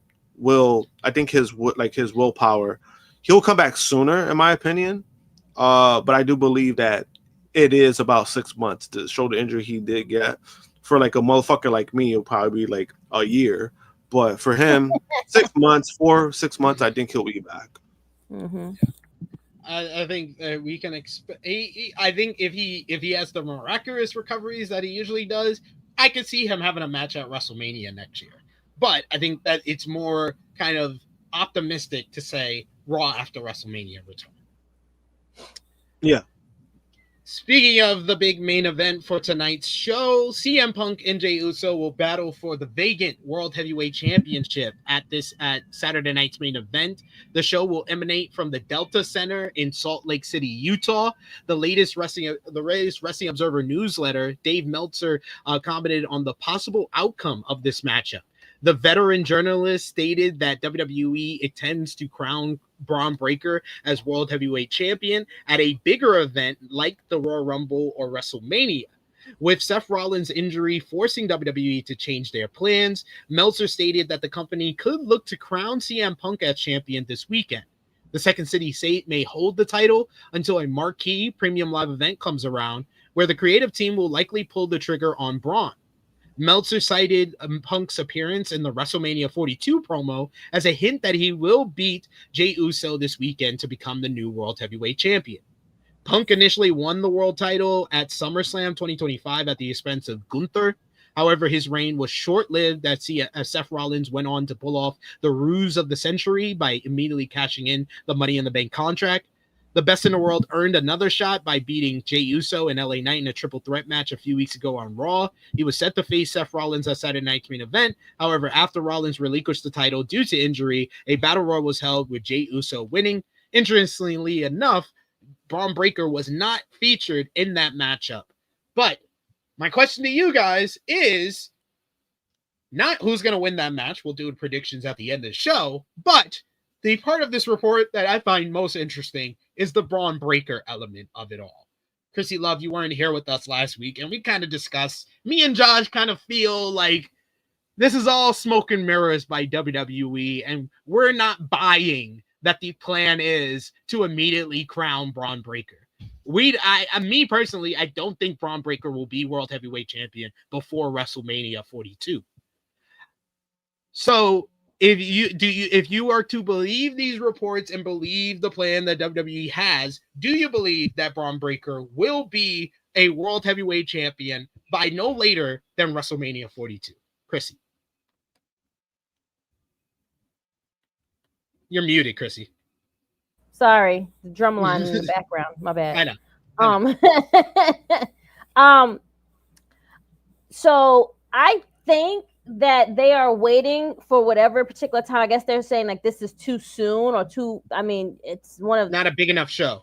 Right. And again, this company, they want big aha moments and have people like gasping for like they want they want likes and follows and viral moments. That's what they like. So I guess they're looking for the big enough moment to make Braun do that for them to break the internet. So it won't be now. Yeah, I don't think it's gonna happen before WrestleMania 42. What do you think, Josh? So I don't think it's happening before WrestleMania 42. But also, me personally, I don't think it's happening at WrestleMania 42 either. That's what I was. I was about to say. We've already spoke about it. They foreshadowed who's going to be in these big pictures at WrestleMania, and he wasn't one of those people. Yeah. But you won't put it on LA Knight, but you want to put it on him though. Yeah. Just saying, Danny saying Punk should not beat Jey Uso tonight. Why have Punk win a D-level show instead of winning the Chamber in Chicago? It's literally not that hard. Why book Punk as a transitional champion? Because this wasn't the plan, Danny. This is literally them pivoting to Punk. So yes, Punk can win on what you would call a D-level show, because this is just them pivoting because Seth Rollins is not here. So they will put the title on Punk, and he might just be a transitional champion. Like, we're not 100% sure that Braun Breaker is not going to win the title, say at Royal Rumble. He could just be a transitional champion. And why have him win it on a D-level show? Because he's already won it, Danny. He won it at SummerSlam. It's not that big of a deal for CM Punk to win it on an episode of Monday Night Raw, let alone a Saturday Night's Main Event. Yeah, fucking Chicago. Who gives a shit about this point? Like, yeah, we get it. He's from Chicago. He doesn't need to win everything in Chicago. Yeah. And he could be the world heavyweight champion defending the title at Elimination Chamber. He doesn't have to win the Chamber just because it's in Chicago. Yeah, and then also, like, again, they're in a situation where their champion got injured. And if you're going to go with somebody, you go with the safest bet. And I've been saying this for weeks. CM Punk is the safest bet. This is the route they were going to go. What I would have preferred Braun Breaker for them to do something different, yes. And I've been very open about that. But I also did state that going with the safest bet was going to be Punk, which I'm not 100% against. It's just, again, somebody got injured. You got to have a champion. And you got to make the person who has been like in probably he's been in the feud with the man who was a champion. Yep. It is what it is. You gotta do something, and Saturday Night Main Event, it's not like the biggest show, but also you do want people to watch, you want people to attend. Mm-hmm. And Punk does do that. Punk does move those tickets when he has a match, regardless of how we feel about Punk or not. It is what it is. It's a business decision. I'm not really 100% against that. Me either. I do think it is the safest option. It's also the most cowardly option by WWE. It is. No, believe me, it is. And it's like, again, I would have preferred Breaker. I would have preferred them to do something different. Honestly, at this point, I will. This is my hottest take. I will say this show. I am honestly at the point where I just want something different, something I don't expect from WWE. Yep. I will take Jey Uso as my world heavyweight champion. Jey Uso turns heel tonight and wins the world title. That is a more interesting option than the safe bet. I would not even, honestly, I can't really argue that. If you give me the same cookie cut Jey Uso, then it's a different story. But turning him heel, you're doing something, and at least you could feed it off to that. Hey, people, hey, look, he's getting heat. People don't like him now. They still so he's like, fuck it, might as well go with it. They're not gonna make that boy do that because yeeting is one of their things. They care about. No, that's the thing though. But that's the thing though. That's why you turn him heel, and then he could go the Daniel Bryan route where people were chanting yes, Daniel Bryan was saying no, and now you have Jey Uso being against that to not do it. Yeah, no yeet. Don't even go to the crowd anymore. It'll be like Jimmy now. No yeet. No yeet. Danny saying, what if the Vision gets involved and we don't have a champion crown tonight? Breaker and Reed got taken out of the Battle Royal. You're telling me you're just gonna let this match happen? Yes, because they literally did a backstage segment on Monday Night Raw this week, literally to tell us that they're not gonna get involved in the matchup. Or if they do decide to get involved in the matchup, then you just gave us a backstage segment to tell us they're not gonna get involved, only for them to get involved. That's stupid. And if we go through tonight and no champion is crowned, that's a bait and switch. So regardless of any way you want to shape this, this is a bad idea. This is a bad idea. And that's gonna be an all-time stinker. Honestly, that's what I think is going to happen. Yeah, I don't mean, think I don't think it's gonna change right tonight. I think thought they're that gonna was wait. the option. I thought that was what they were gonna do. But Krssi, they literally did that segment on Raw with Heyman and Breakker, where Heyman tells Breakker, he was like, I don't want you to get involved in the matchup. I want you to wait for the one man. Instead of going out into the battle royal and beating up everybody, you would have to beat up 20 guys. Instead of beating up 2 guys, Jey Uso and CM Punk, he said, I want you to wait for the one man who walks out as World Heavyweight Champion, and you just have to destroy him to get it. Yeah. So that, Basically, so like they laid it out. They literally, they played it off like it was a segment of Paul Heyman telling Braun Breaker this. But it was really WWE telling the fans he's not going to get involved in that main event tonight. But also that's also like a good story where it's like Paul Heyman is going to like pick him up to be that next guy. So like if you're going to go that route, I actually like that route, because if you get involved, guess what? It doesn't make, it's going to be more stupid. It's like, oh, so they interfered, and then now he's going to have to face 2 men over one guy, where the guy becomes champion. He could just face him. Exactly. Braun Breaker could also face Jey Uso, and he's beaten Jey Uso before. So it was like, you know what I mean? You don't need to face 2 guys. So like if they was to do that, that would look, not only that would be an all-time stinker, but you're going to get people even pissed off even more, where you already pissed off people so much that it's like, we just want something. And if you do that finish, if you do it like that, oh my God, the internet is gonna burn. You know, why are you just coming up with like different ways of like, I told you, I gave you the alternative of not getting CM Punk. The safe option is Jey Uso turns heel and he wins the World Heavyweight Championship. Here, Danny's saying, what if Breakker and Reed said they weren't gonna get involved to please Heyman, just to go rogue, like Heyman can't control them? Then they would have done that in the backstage segment, Danny. They would have said, they would have told Heyman, we won't get involved. They didn't even do that. They literally did a segment where it was WWE telling you as a fan, they're not gonna get involved. They're actually gonna crown either CM Punk or Jey Uso World Heavyweight Champion. He just wants a bad finish so bad. He wants a bad finish. So it's like he's coming up with worse finish. he originally said, and I didn't even push back against it. He was like, I think Jey Uso's gonna win, not CM Punk. I'm not gonna push back against that. That's a possibility for sure. But don't go from that to worse things to happen. like let's go this bait and switch. This is what WWE gets accused of a lot, is that they give us the worst possible option. As previously reported, recently re-signed WWE superstar Santos Escobar was expected at this week's Monday Night Raw at the Honda Center in Anaheim, California. Some fans even speculated that the recent teaser videos, which were rumored to be related, which were related to the WrestleMania 42 commercial, might have been signaling the re-arrival of Escobar in WWE. Escobar notably did not appear at Monday Night's Raw. PW Insider had an update following Raw, and according to the report, although Escobar was not appeared on screen, he was in attendance and backstage at the event. According to multiple sources, Escobar's contract expired on October 7th.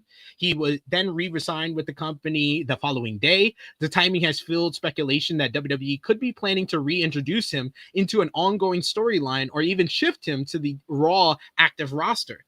The former WWE Cruiserweight Champion's WWE contract reportedly expired earlier this month, but he re-signed, and Escobar last wrestled at Worlds Collide Los Angeles earlier in June, where he teamed with Legado del Fantasma Berto and Angel to beat Rio del Dr. Wagner Jr., Paragano, and Psycho Clown. It's unknown when Santos Escobar will be making his WWE TV return, but we will keep you posted on it. But Santos Escobar made a great impact in Mexico, and so is WWE after their acquisition of Lucha Libre AAA. AAA announced the details for an upcoming major event, Guerrera de Titanes, at last weekend's AAA Heroes of Immortals show. PW Insider Elite had an update on plans for WWE's next major AAA show.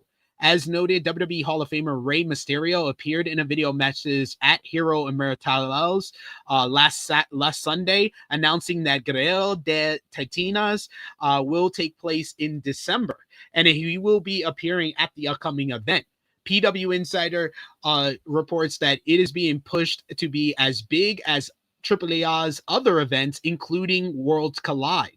Additionally, it said that 60 stars are listed internally for the upcoming show. It's on December 20th in Guadalajara, Mexico. Tickets go on sale yesterday. Speaking of big events for WWE and AAA, the company is reportedly making big plans for next year's Elimination Chamber in Chicago. PW Insider Elite reports that WWE is planning to schedule more events around Elimination Chamber weekend.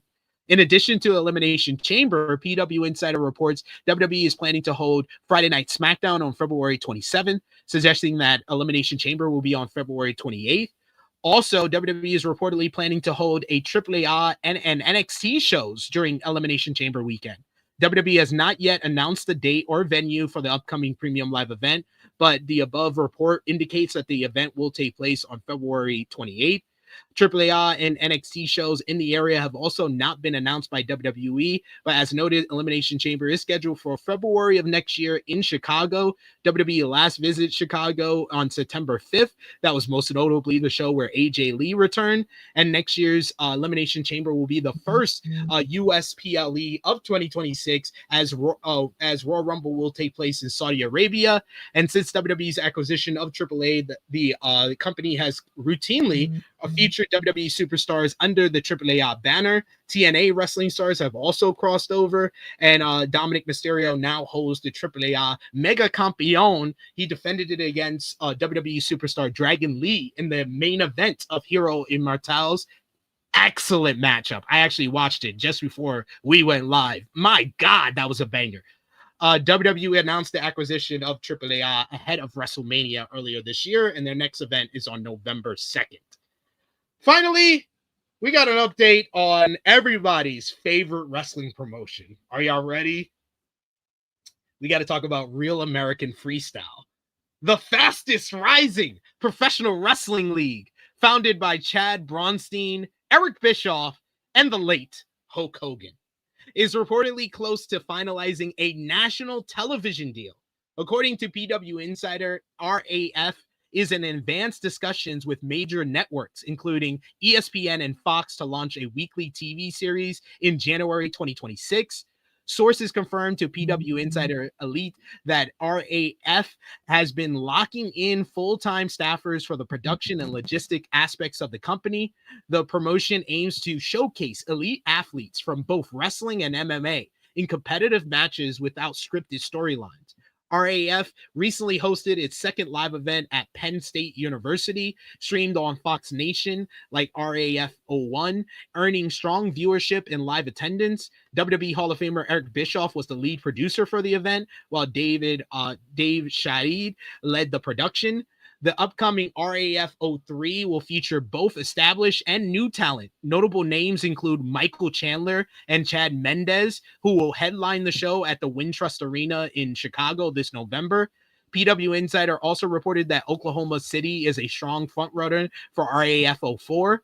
Real American Freestyle's weekly TV series is expected to showcase amateur wrestling and professional combat sport with high-level production and competition. Further announcements about the production, the broadcast, network, and roster expansion and format are anticipated in December through RAF's official channels. RAF making big moves. They're going to get... You know what would be hilarious? If RAF got a TV deal before TNA. It's going to happen. You want to put 20 on it? Yeah, we'll make a friendly bet. We'll make a $1 bet. Make a $1. I'll send you the one. I say $5 bet. I'll send you a $5 Venmo if Real American Freestyle get a TV deal before TNA. Okay. That's crazy. Oh, we can just put it in our pot. We'll put it in our collective thing. We'll send it to the. How about that? We do that. There we go. Myself and SP will give $5. If they get a deal before TNA. There we go. Absolutely. That works. I'm for here me. for it. Josh said I want no parts. No, it's just no. I actually do believe it. I think they're gonna get it before TNA. It's just that headliner. I was like, is this Bellator all over again? Like, you got Chad Mendes. Chad Mendes hasn't fought in 7 years, and he used to be an MMA fighter. He used to fight in the UFC. He's 40 years old, and then you have Michael Chandler, who's he's had some prominent matches in the UFC, but he loses a lot because he does it to himself. I'm just not sure. I'm like, good luck, I guess, with that. But they get a TV deal. Regardless of I think what channel they get it on, it's still a one up on TNA. Apparently, are gonna get. Hey, we're close to finish. We're close to the go to the red zone. 30-yard close, line. Guys. We're almost there. We're very close. We do have a super chat donation from our main man, Dion Jenkins. Thank you so much, Dion, for the support. We always appreciate you, good sir. He says, I'm not sure if I've ever heard y'all opinions on it, but how do y'all feel about Austin walking out on WWE in 2003? I believe he was justified. 1000%. I think Austin was justified to walk out. I mean, yeah, you could say he wasn't professional in the way that he did it, but they were going to give away Stone Cold Steve Austin versus Brock Lesnar on a random episode of Monday Night Raw as they were building up Brock Lesnar to be the biggest star possible, and that he was going to face The Rock. Like, that Austin would be probably the second biggest star that he could possibly face. So, yeah, I think that he was justified to be like, no, you guys are not appreciating the star that you have. The guy that basically built where the company was at when he walked out. Like, I was responsible. I was the head of everything during the Attitude Era. And y'all just want to pass me off to the next guy and put the next guy over me on a random episode of Raw? No, fuck you. I'm out of here. Yeah, he was justified. Yeah, I mean, Stone Cold, and to Stone Cold's credit, he does say that he admits that he was wrong for doing that, but he also stands on his morals of, if the shit doesn't make any sense, I'm not going to do it. And Stone Cold is actually the epitome of that. Where when you look at his career now, he's not doing stuff just for money.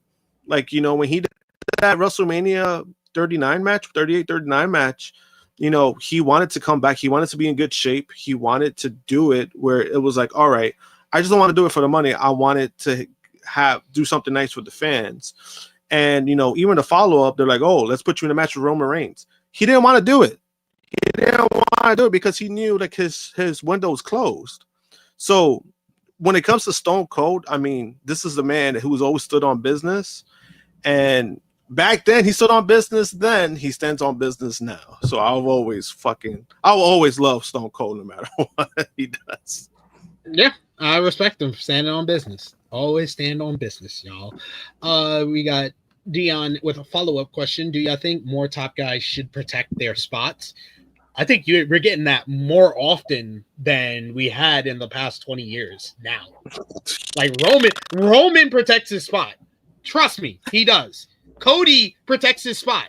We saw what happened with The Rock. He does. Like Seth Rollins. Oh yeah, he'll do whatever he needs to do. Yep. Seth Rollins is always waving the flag for WWE in every interview he does. He knows how to protect his spot. Like Brock Lesnar, CM Punk. Like what top stars don't protect their spot now? Like, yeah. Like if you're asking, do y'all think more top guys in AEW should protect their top spots? Then maybe we can have that conversation. Oh yeah, and I think that's a better conversation for AEW because there are a lot of guys who are a lot more selfless, which could be a good thing, but sometimes it could be a bad thing. If we ever have that kind of conversation, I'll get into that deeper. But I do believe that. Like I do believe that's a better conversation for AEW. WWE, you already see it, and you see it within the main event scene. You see it with the top tier stars. You see it with Punk. You see it with Cody. You see it with Roman. Roman disappears, and he still has a prominent spot. So, I mean, yeah. Because he's that guy. Puts the respect on his name. Also true. He had to work hard to get He's there. putting work. He's put in the work. Roman's put in the work, so I can't even argue that. I can't even argue with Roman. Moment he was getting shoved down our throats. Now look at him. You be screaming for him to come. Hey man, shout out to Roman for that. Shout out to Roman for that. WWE NXT this week, they did 527,000 viewers. The show featured Trick Williams kicking off the program to be an absolute menace for the rest of the night, interrupting the first segment, which led to a brawl where Ricky Saints in the ring. Later in the show, Miles Bourne picked up a win over Tavion Heights in a battle of the No Quarter Catch crew. Post-match, you had Trick came out and blast Bourne in the back with the steel chair. Williams then called out Ricky Saints again for a second straight brawl in the ring and at ringside. Finally, Kalani Jordan defended the TNA Knockouts World Championship against Jordan Grace in the main event. During the course of the bout, Ricky and Trick once again started brawling for a third straight time in the evening, causing a distraction. This led to Kalani using the TNA Knockouts World title belt to cheat to defeat Grace to retain the gold. Post-match, the Trick versus Ricky brawl continued, with Saints spearing Williams through a wall at ringside. NXT GM Ava had no choice but to announce that Saints versus Williams 2 for the NXT Championship in 2 weeks' time will be a last man standing matchup. Ava, you could have done this after the first brawl. Do your job.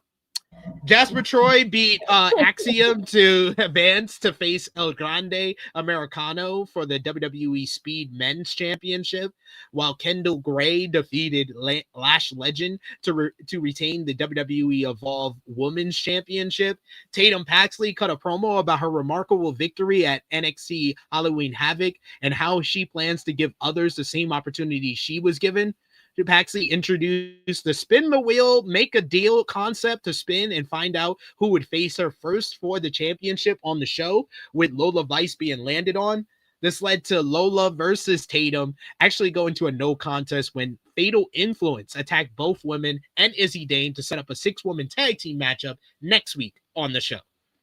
So, NXT was more or less just follow up from Halloween Havoc. So we'll talk about the news and notes from it. But the news is mixture of NXT, WWE ID, and TNA. And we got to talk about Masha Slamovich. It's been a few weeks since the recent allegations disrupted her career. Masha Slamovich was reportedly on WWE's radar for a possible signing with either NXT or the main roster. According to a report from Fightful Select Sean Ross Sapp, WWE officials had shown interest in the wrestler, though the depth of that interest remains unclear. At the same time, Masha Slamovich was believed to be considering her future in TNA, where her contract was nearing expiration. Sean Ross Sapp noted that she might have gone to WWE or NXT, stating that there was some interest there. However, before those plans could materialize, serious domestic abuse allegations surfaced, prompting TNA to order an internal investigation in September. Sean Ross Sapp, however, believes Slamovich's return to TNA is not off the table, noting that there is a path to have her return to TNA. Noting that the person who made the allegations against her has said that he wants her to continue her career. How her career will progress remains uncertain, as various promotions such as TNA, West Coast Pro Wrestling, GCW, Prestige Wrestling, Metroplex Wrestling, and Top Talent Wrestling have pulled her from upcoming shows. So it's been a few weeks since we talked about her. Start with you, Josh. What do you think is the future for Masha Slamovich? And 0 to 100, are you willing to put on her return to TNA? Her return to TNA honestly is a good 75%.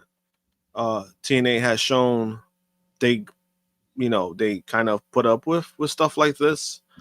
I don't see them completely walking away, but I think TNA will be her best option at the moment. Just because of the, obviously it's bad publicity, but at the same time, I mean, they signed back Tessa Blanchard. So, yeah. That's why I'm giving. That's why I'm putting it at high. You set the bar low. You set the bar low for us. So, yeah. So I was like, come on. It was like, come on. Yeah, it seems like it will happen. I'll go as high as like 90%. I think she returns to TNA. Like I just think like what does TNA have to lose by bringing back Masha Slamovich, and their knockouts division sucks without her. So they kind of need her. So you're saying that she's gonna stay there? Yeah. No, she's gonna stay there. I think that she could possibly sign with WWE. WWE has certainly proven to us they don't give a fuck about bad PR. So yes, if you want me to put a percentage on her signing with WWE, I will go as high as 40%. It's true. 40%. Honestly, because I honestly do believe where it comes to the Masha situation, I don't think it will be as loud as when Tessa came back. You hear it within the crowd. You hear the chants. You hear it within the crowd. I don't think that's going to happen with Masha. She might get booed. It might be possible, but I don't think it's going to have like the same effect. And with WWE, when they had certain people with certain allegations, when they were coming out, it became a point that people just wanted the person to go away. And I just don't think that it will be that effect with Masha, even though like we know the stories, we know what we heard. It's just something about it that I don't think maybe it has to do with her star value too, where it's kind of like, Masha's a champion for TNA, but she's not like up there. It's just Tessa Blanchard, what she did. I mean, it's really bad what she did and how she handled business. But Tessa Blanchard at one point was like the hottest thing in wrestling. We could disagree or agree to that. And that's why her return has been kind of, mixed. She's been great in the ring. That's what kind of is frustrating. But you hear that reaction, it's like, motherfuckers don't want her there. Pretty much. But we'll keep you posted on Masha Slamovich moving forward. Final notes from WWE NXT. Former WWE NXT star, the former Wes Lee, is set for his first wrestling booking since leaving WWE for House of Glory. HOG announced on Thursday that Dezmond Xavier is set to appear on the November 15th show. It said Dezmond Xavier is back. It's official. Dezmond Xavier joins the lineup for Super Clash in Long Island, November 15th at Wesley_WWE. Get your tickets now. Wesley was released from his WWE contract on October 10th. He is a former NXT North American champion and tag team champion. He is also a longtime member of the Rascals, though the split from the team in NXT went down last year amid the company's partnership with TNA. Meanwhile, you got new WWE ID prospects. WWE ID social media page posted ahead of Evolve this week that WWE has welcomed new ID prospects: Eli Knight, Mike Cunningham, and Jaquan McNair.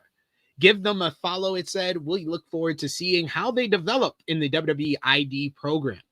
Eli Knight began his wrestling career in 2018. He has made multiple appearances in that time for Reality of Wrestling, GCW, Limitless Wrestling, Action Wrestling, and more.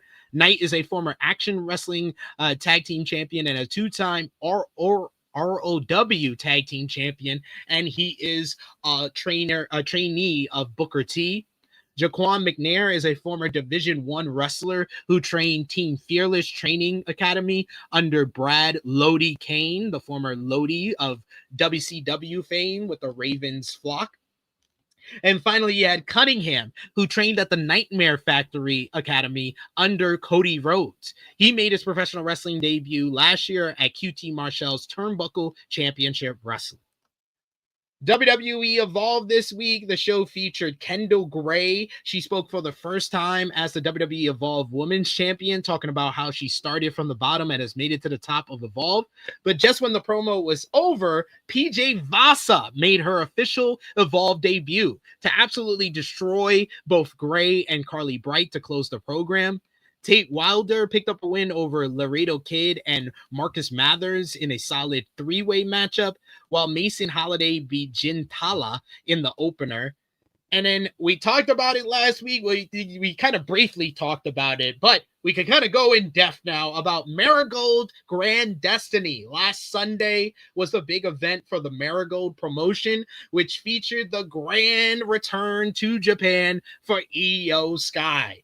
The show featured IYO SKY making a return to Japan to defeat Mayu Iwatani in what was an absolutely tremendous main event matchup. Banger.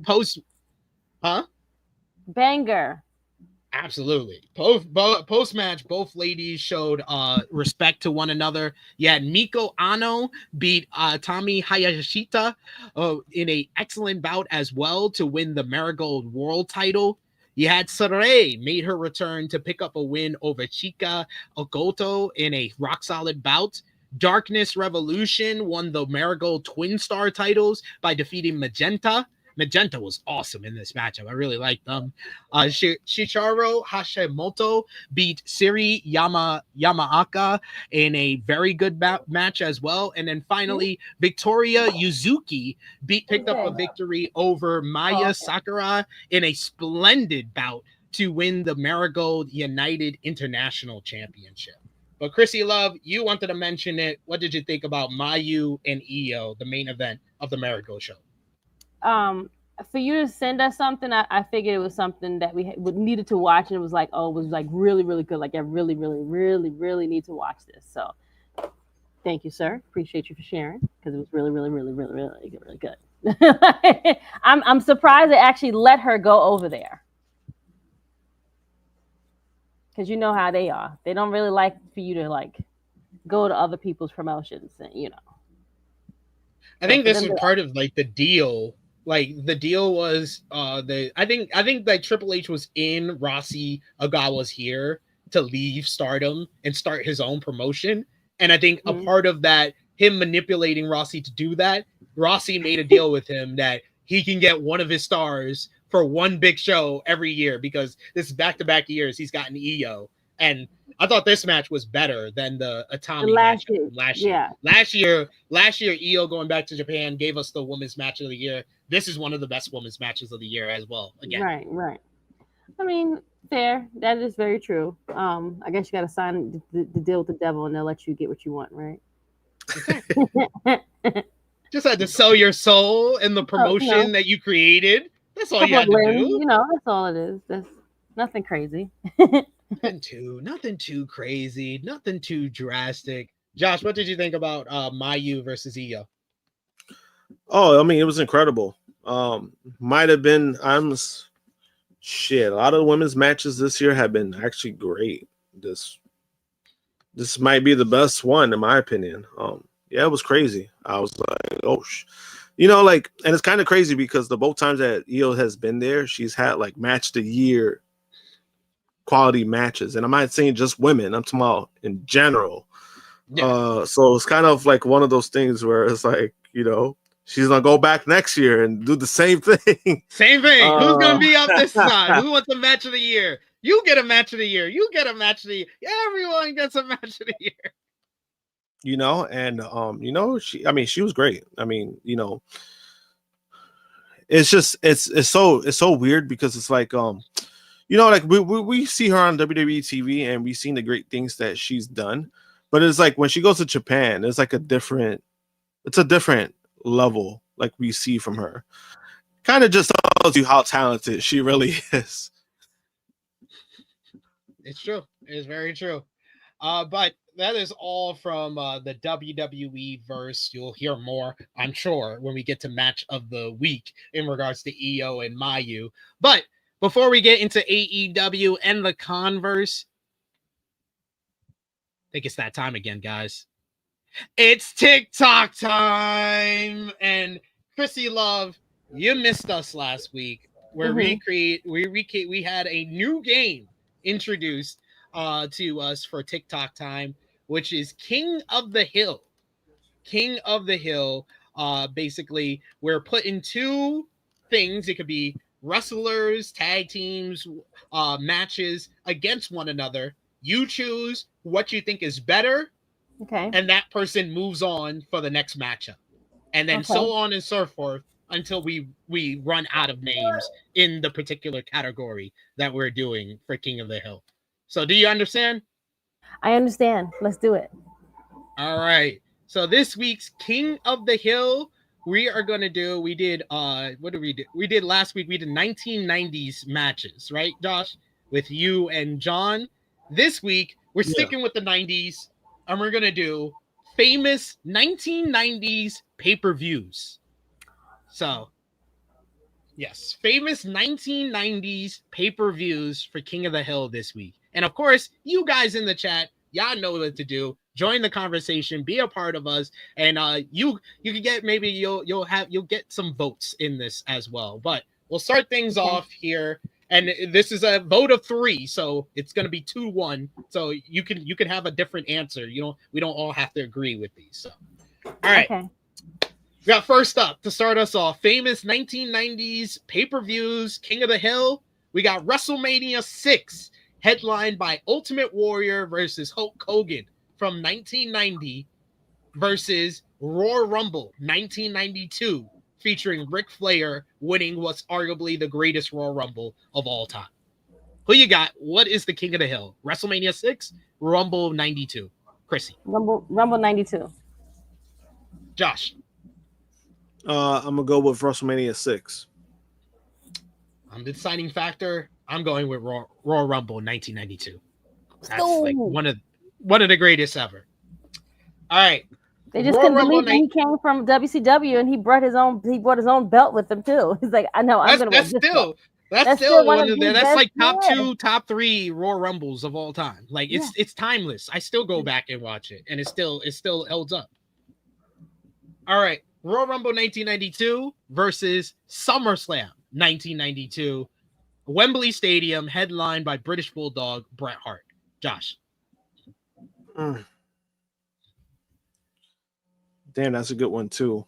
I'm gonna go with SummerSlam. Krssi? You said SummerSlam or the Royal Rumble is the next one. Is that what it 92. is? 92. Yeah. Royal Rumble 92, SummerSlam 92. SummerSlam. I'm gonna go with I would literally be disowned by my missus, who was 4 years old, in the front row at this event. I'm not gonna go against it. You can't do that. Yep. I'll go with SummerSlam 1992 here. All right. SummerSlam 1992 versus Survivor Series 1995, headlined by Diesel versus Bret Hart. This was a show that featured the wild card Survivor Series elimination matches as well. Krssi. Wembley. Yep. I'm going with SummerSlam 92. Josh? SummerSlam. SummerSlam 1992 versus Bash at the Beach 1994, the debut of Hulk Hogan in WCW. Ooh. Probably one of their most important shows ever. Yeah. Going WCW. I'm going SummerSlam 1992 still. Okay. Josh? SummerSlam. All right. SummerSlam is still in the win for it. What round is this? has made it through. It's made it through 3 different matchups, but it might have one of its bigger opponents here. So we got SummerSlam 1992 versus the Great American Bash 1996. That was headlined by Sting versus the Giant. That features the famous angle of the NWO, Kevin Nash and Scott Hall, power bombing Eric Bischoff through the table. And it's the last pay-per-view before Bash at the Beach, where Hogan was revealed as the third man. Josh. SummerSlam 1992, Great American Bash 1996. I'm gonna stick with SummerSlam. I'm going with Great American Bash. I love that show. That's one of my favorite WCW shows of all time. Krssi. Great American Bash. Great American Bash is our new King of the Hill, and it's got a tough challenger for the first title defense. Great American Bash 1996 versus ECW Barely Legal 97, the first ever ECW pay-per-view, headlined by Terry Funk Raven for the ECW championship. Krssi. ECW. Josh. I'm gonna go with ECW. I love the Great American Bash, but Barely Legal 97. That changed my life as a wrestling fan. I'm going with Barely And Legal. that show almost 97. never happened, by the way. That show almost never happened. Almost never happened, but it's so important to wrestling history. I gotta go with Barely Legal. Yeah, because of the New Jack incident. Mass transit. That almost ruined ECW completely, but they were able to do the pay-per-view like I think a while after that. Like they had to push it back. That's all it really was. 97 versus 1997. ECW Barely Legal versus WWF Canadian Stampede, headlined by the infamous Hart Foundation versus Team Austin. Probably the greatest crowd in WWF history. Josh. I'm gonna go with damn, this one's tough. I'm gonna go with Canadian Stampede because I remember watching that as a kid. Krssi? Canadian Stampede. Unanimous. I'm going Canadian Stampede. That show only has like 4 matches. Yep. It has like 4 matches. That's like the template for Triple H's booking of pay-per-views. True. Great. Canadian Stampede versus WWF No Mercy 1999, headlined by Triple H versus Stone Cold Steve Austin for the WWF Championship, but most remembered for Edge and Christian versus the Hardys, the first ever tag team ladder match. Krssi. Because of the Hardys and Edge and Christian, I'm gonna go with that pay-per-view. Josh. I'm gonna go with No Mercy. No Mercy. Well, I was gonna go with Canadian Stampede, but it doesn't matter. Y'all win. 99 No Mercy wins. 99 No Mercy versus Survivor Series 1998 Deadly Games, headlined by The Rock versus Mankind. I'm going Survivor Series Deadly Games. Survivor Series. Yep. It's unanimous. Yep. So I think this is the first time since I started playing King of the Hill here on the show and on In the Weeds that we've gone 6 straight matches with a new King of the Hill being crowned. Survivor Series Deadly Games versus Halloween Havoc 1997, headlined by Roddy Piper, Hulk Hogan inside of a steel cage, most remembered for Rey Mysterio versus Eddie Guerrero and Macho Man versus DDP. Krssi. Halloween Havoc. Josh. I'm gonna go with Halloween Havoc. I'll go with Survivor Series just so it doesn't get swept, but yeah, Halloween Havoc. Because it gets swept. Just so it doesn't get swept. But we might make this 8 straight matches because Halloween Havoc 1997 is going against Bash at the Beach 1996, headlined by Team WCW versus Team NWO with the reveal of Hulk Hogan as the third man. Krssi.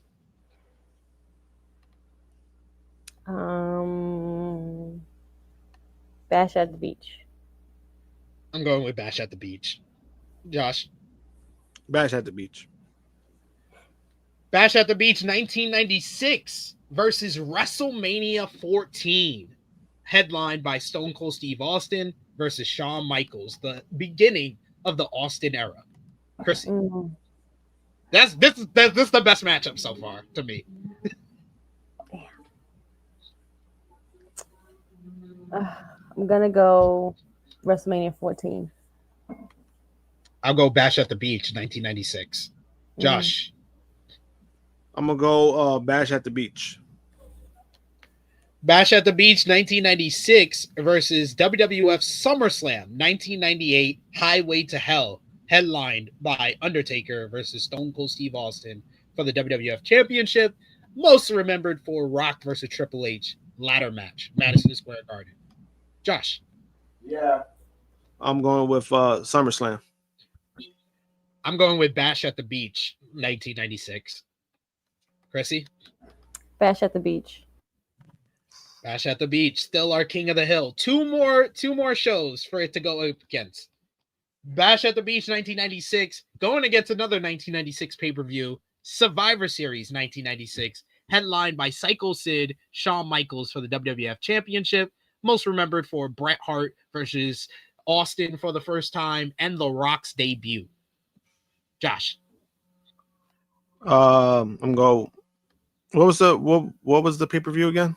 Survivor Series 1996 versus Bash at the Beach 1996. Oh, Survivor Series for me. Krssi. Bash at the Beach. Damn it. I was hoping you would make my choice easy. I have to be the deciding fact. This is the toughest matchup so far because you have Bash at the Beach 1996 is probably the most important, significant WCW major show ever versus Survivor Series 1996, which that was the first pay-per-view I've ever been live for. So because of that, I'm gonna go with Survivor Series 1996. I'm gonna go with no-brainer. You was there, bro. Like that has more leverage. You're right. All right. Survivor Series 1996 final matchup. This decides who's the king of the hill for famous 1990s pay-per-views. Survivor Series 1996, Madison Square Garden versus WrestleMania 10, Madison Square Garden, headline by Bret Hart versus Yokozuna, most remembered for the first ever ladder match, Razor Ramon, Shawn Michaels, and Bret Hart, Owen Hart in the opener. Krssi. 10, WrestleMania 10 for sure. That changed the game a little bit. You know what I'm saying? Yeah. Josh? WrestleMania 10. I was there live for 96. Okay. I'm going with Survivor Series. Fuck that. But WrestleMania 10 wins. WrestleMania 10. WrestleMania 10 is our famous 1990s pay-per-views King of the Hill. How you like that, Krssi? I like that game. That's really simple and easy. Indeed, it makes you think about what happened in those pay-per-views that made you like, oh, why did I really like this pay-per-view? Exactly.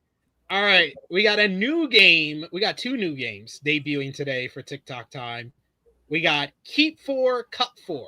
So this is another one that I got from a basketball podcast where they do, 8 NBA players. You keep 4 and you cut 4. We're doing the wrestling version of that. But you guys get to decide what is the basically the pool that we're picking from. So you have the choice of the 1990s, the 2000s, the 2010s, the 2020s. Krssi, what you choosing? 90s. Sticking with the 90s? All right. One of the best. All right, keep 4, cut 4. I'm giving you 8 wrestlers. You have to keep 4 and cut 4. We're starting with Shawn Michaels. Keep. Josh? Keep. You're saying keep Shawn Michaels? All right. Next up, we have Jake the Snake Roberts.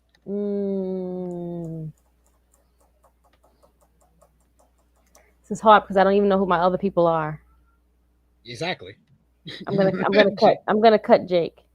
Wow. Josh. Same. I'll cut him. I don't want to, right. but I don't want to, but I don't know what the unknown is, so I gotta make sure I have better people on my roster. That's true. Macho Man Randy Savage. Keep. Josh. Oh yeah, keep. See that's. Roddy Piper. Fuck. Oh, damn it.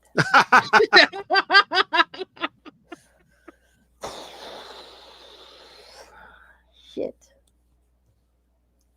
A cut. Wow. Josh. I'm keeping Piper.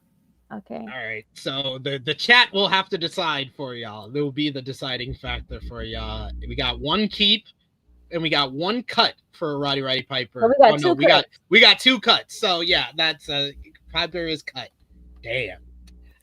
Next up, we got Razor Ramon. Keep or cut? Keep. Josh? Cut. Oh. All right. So the chat's gonna have to decide again. You're gonna have to Damn. decide for Razor Ramon. Are you keeping or You want to cutting keep Piper, but Razor cut Ramon? Razor Ramon? What? The I mean, night? why not? Why not? Okay. Oh, we got a cut. We got a Ooh! cut for Razor Ramon. Wow. Wow. You disappoint me. Big Daddy Cool Diesel. Keep or cut. Who we got? 2 or 3? We got 3, right? Right now? You got Macho Man and Shawn Michaels in Michaels. keeps. So you got 2 keeps, and this would be you could go with cut. You have already 3 cuts, so this would be your final cut. Okay, keep Diesel. Good, Josh. This is my last cut. This is my last one. This would be your last cut. Cut. Fuck Diesel. Cut him. And already the chat has said cut Diesel, so that is your last cut. So you're keeping. This is your keeps. Vader and the Brooklyn Brawler. See what I'm saying, bro? Like, Is that for Krssi or me? That's for both of you. This was keep or cut for both of you. I don't mind Vader. I love Vader. I'll Brooklyn Brawler. You need somebody to lose. Fuck it. You need somebody to put over people, and that's Brooklyn Brawler. I mean, hey, Razor Ramon. I mean, he's about money. He could go somewhere else. He get more money. Same thing. Sounds good. Fuck him. All right, and then our final game for Tik Tok Time. I did warn them ahead of time. I just want to let this know. We're doing best and worst moment. This is where I will give Krssi Love and Josh, a superstar, a wrestler of any promotion. They have to tell me what they think is their best moment of their career, and they have to tell me what was their worst moment of their career. Who wants to start? all right, I can start. Whatever. I don't care. We'll start with Krssi Love, and we're starting with John Cena. What is John Cena's best moment? What is his worst moment? Best moment for John Cena coming back to the Royal Rumble after being injured at Madison Square Garden. You know what? I did not initially think of that, but that is his best moment. You're actually right. Yeah. Worst is this damn retirement run right now. Oh shit! Damn, you might be right on both things. Wow, Krssi Love nailed it. Krssi Love nailed it. First time in. Wow. I'm here on Saturdays. Thanks, guys. Thanks. Very well done. Very well done. All right. So you've seen how it's done, Josh. You're up next. We're going best and worst moment for Mercedes Moné. Oh, I had that one ready too. Damn. You could give yours when Josh is done. Yeah. Go ahead. Josh. Best and worst for Mercedes. Best and worst moment for Mercedes. Best moment I would say is that I'm gonna have to go with the Brooklyn Takeover match between her and Bayley. That's easy answer for best. Yeah. Worst. Oh man, that's the problem because she had a lot of worst moments in WWE. Well, we don't have to just be WWE though. I mean, in AEW, I mean, she's had some bad moments in AEW, but I don't think it's like as bad as not like defining, like yeah, not like that. Like you go like Power Driver Finisher said the Britt Baker matchup. That's probably her worst moment in AEW, but you got it. She's had a long career. I was getting injured when she first got out of her contract with WWE, and she was Mercedes Moné when she went to Japan, going against Willow. No, that's a good. I think that's a good moment. I would say. Oh no, that's worse because they got injured. Oh, the injury. You're saying the injury is the worst moment. Yeah. Nah, she's had worse moments in WWE. Okay. They had worse moments. Oh, it's losing the WWE Women's Tag Team Championships at WrestleMania 35 when the story came out with her and Bayley in the hotel room Oh the yes, hotel, that's what I was laying actually down. thinking. It's either that or it's walking out WWE. Walking But out. I'm Okay. gonna go with the Bailey one. I'm gonna go with the Bailey one I'll go with the Bailey one too. I would go because with the Bailey What one. happened with Bailey? I don't remember that one. They lost they were the first ever women's tag team champions. They won them at Elimination Chamber, and then less than 2 months later lost it to the Iconics at WrestleMania. And then a report came out that they were basically like crying and complaining about it in the hotel after WrestleMania, which led to like Sasha being off television for a few months, led to Bailey having to recover her reputation from that. So yeah, that was a big and then also it turned out to be fake news, and it became like a big deal because the person that reported it basically got audited out for that. So I'm gonna go with that one just because the walking out. I don't think it's her worst moment because I think that's she stood on her morals. She stood on her ground, and it led her to where she is now. Yeah, so I don't think that's like worse just because like that's a personal decision. But when it comes to reputation wise, this was kind of a way where Mercedes in a lot of ways in WWE, every time something didn't go her way, it was always a report of, oh, she's unhappy. She's not happy with creative. She's this. She's spoiled. Oh, she's terrible with fans at the airports when they stalk her. So like it was always something that was following her. So I would say the Bailey thing, just because like that kind of like people ran with that. People believed it and ran with it. All right, Krssi, you're up next. We're gonna give you Roman Reigns. Best and worst moment. Damn. It's a lot of worse moments for Roman. I got one in mind, but I don't know if it's gonna be his worst moment. I got one. I feel like Roman's worst moment is easy. It should be easy for everybody. What's his worst moment? For me, it's Royal Rumble 2015. It's Royal Rumble 2015. That's for the me, genesis of everything. Yeah. That's the genesis of everything. There's nothing worse than that. For me, it was between that and the dog food incident. But dog food incident, he wasn't like he was kind of That was the straw that broke the camel's back. This is the thing that actually started the hate. That started him. Yeah. It started the hate because Daniel Bryan lost, and then everybody knew what was coming. Yeah. So it just made the Royal Rumble so sour after that. Yeah, you get the dog food is the final moment that makes him make the change. We're talking the first moment. That's 2015 Royal Rumble, and The Rock being like, "Wait, why are y'all booing?" The Rock couldn't even save him. That's how bad it was. Krssi, what do you think is his best moment?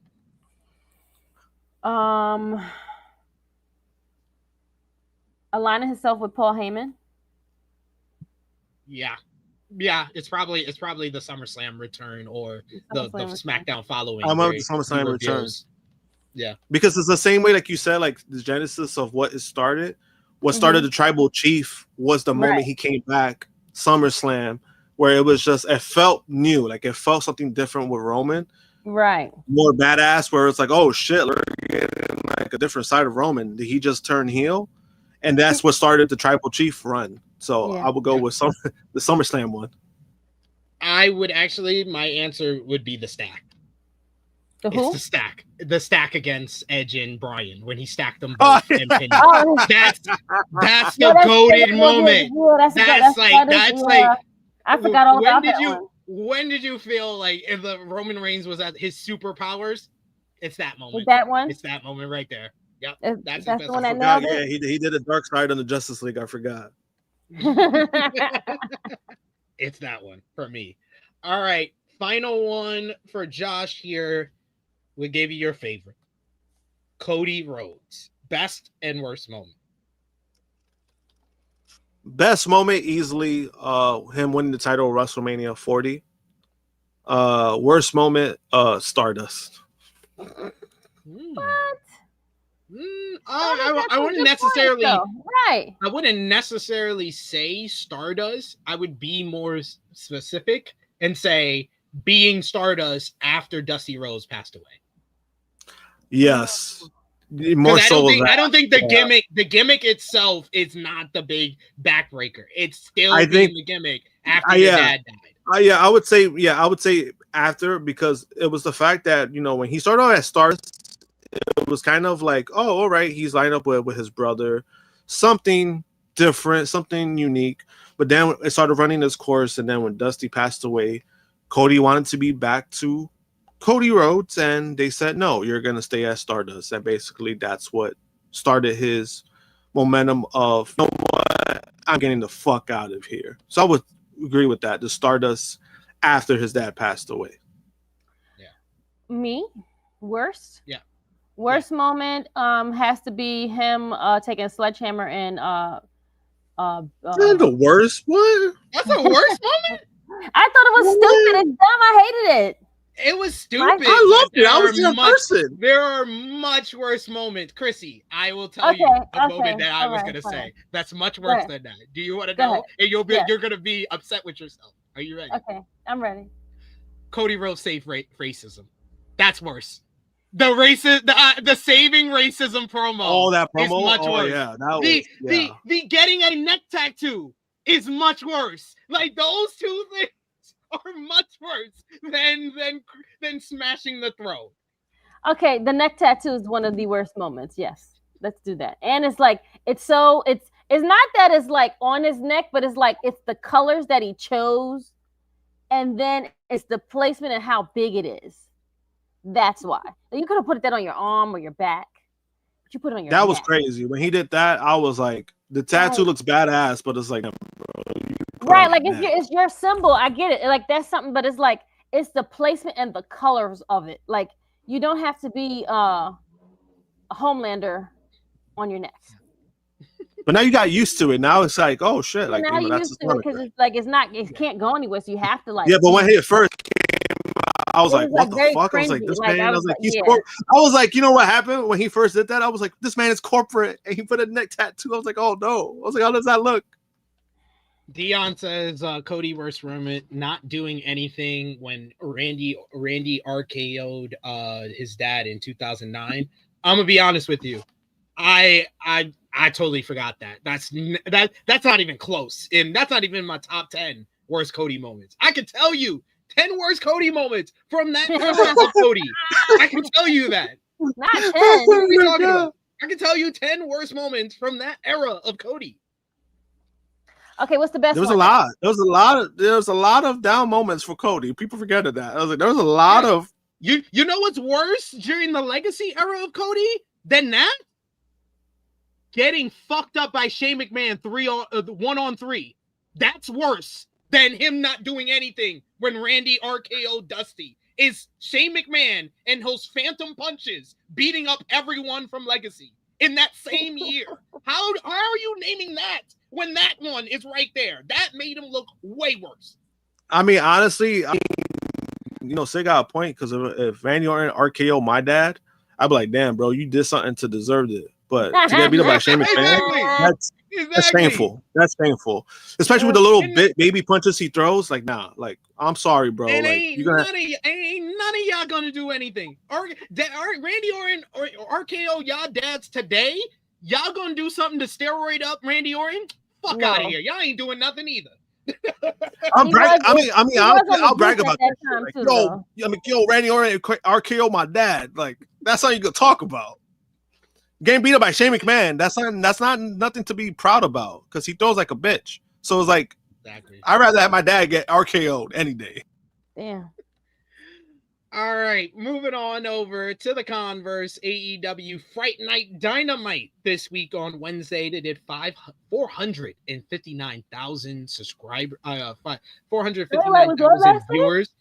Dude, this new rating system has probably marked AEW the worst out of all the wrestling shows. But yeah, the show was really good. It featured Samoa Joe defeating Hook, Ricochet, and Bobby Lashley in a great Fright Night 4-way fight to become the #1 contender for Hangman Adam Page's AEW World Championship at AEW Full Gear 2025. Post-match, Tony Schiavone invited out a Halloween crew to bring Joe the contract for his match. But the ops saw through the ruse and beat up the Halloween crew, including unmasking the Stay Puft Marshmallow Man Yep. that Hangman was dressed as back in 2021. But it wasn't Paige. Then Tony Schiavone said that there was a toast for Joe's win. Schiavone got in the ring and did a toast where he praised and talked up Paige instead of Joe before Hangman Adam Page revealed that he was Tony Schiavone the whole time. He was Tony Schiavone dressed as the Phantom of the Opera. Hangman took out the ops, ending with Paige smashing a beer bottle over Joe's head. Darby Allin and Orange Cassidy beat Wheeler Yuta and Daniel Garcia of the Death Riders in a super fun trick-or-treat tornado tag matchup. Later, Jon Moxley tried to avenge his loss to Kyle O'Reilly last week in a rematch that went to a double countout in another brilliant bout between these two. Post-match, O'Reilly questioned the referee's decision before Marina Shafir knocked out Aubrey Edwards, which incited a brawl between the Death Riders conglomeration and Darby Allin. Then Darby, Mark Briscoe, and Orange Cassidy issued a blood and guts challenge to the Death Riders for November 12th in Greensboro, North Carolina.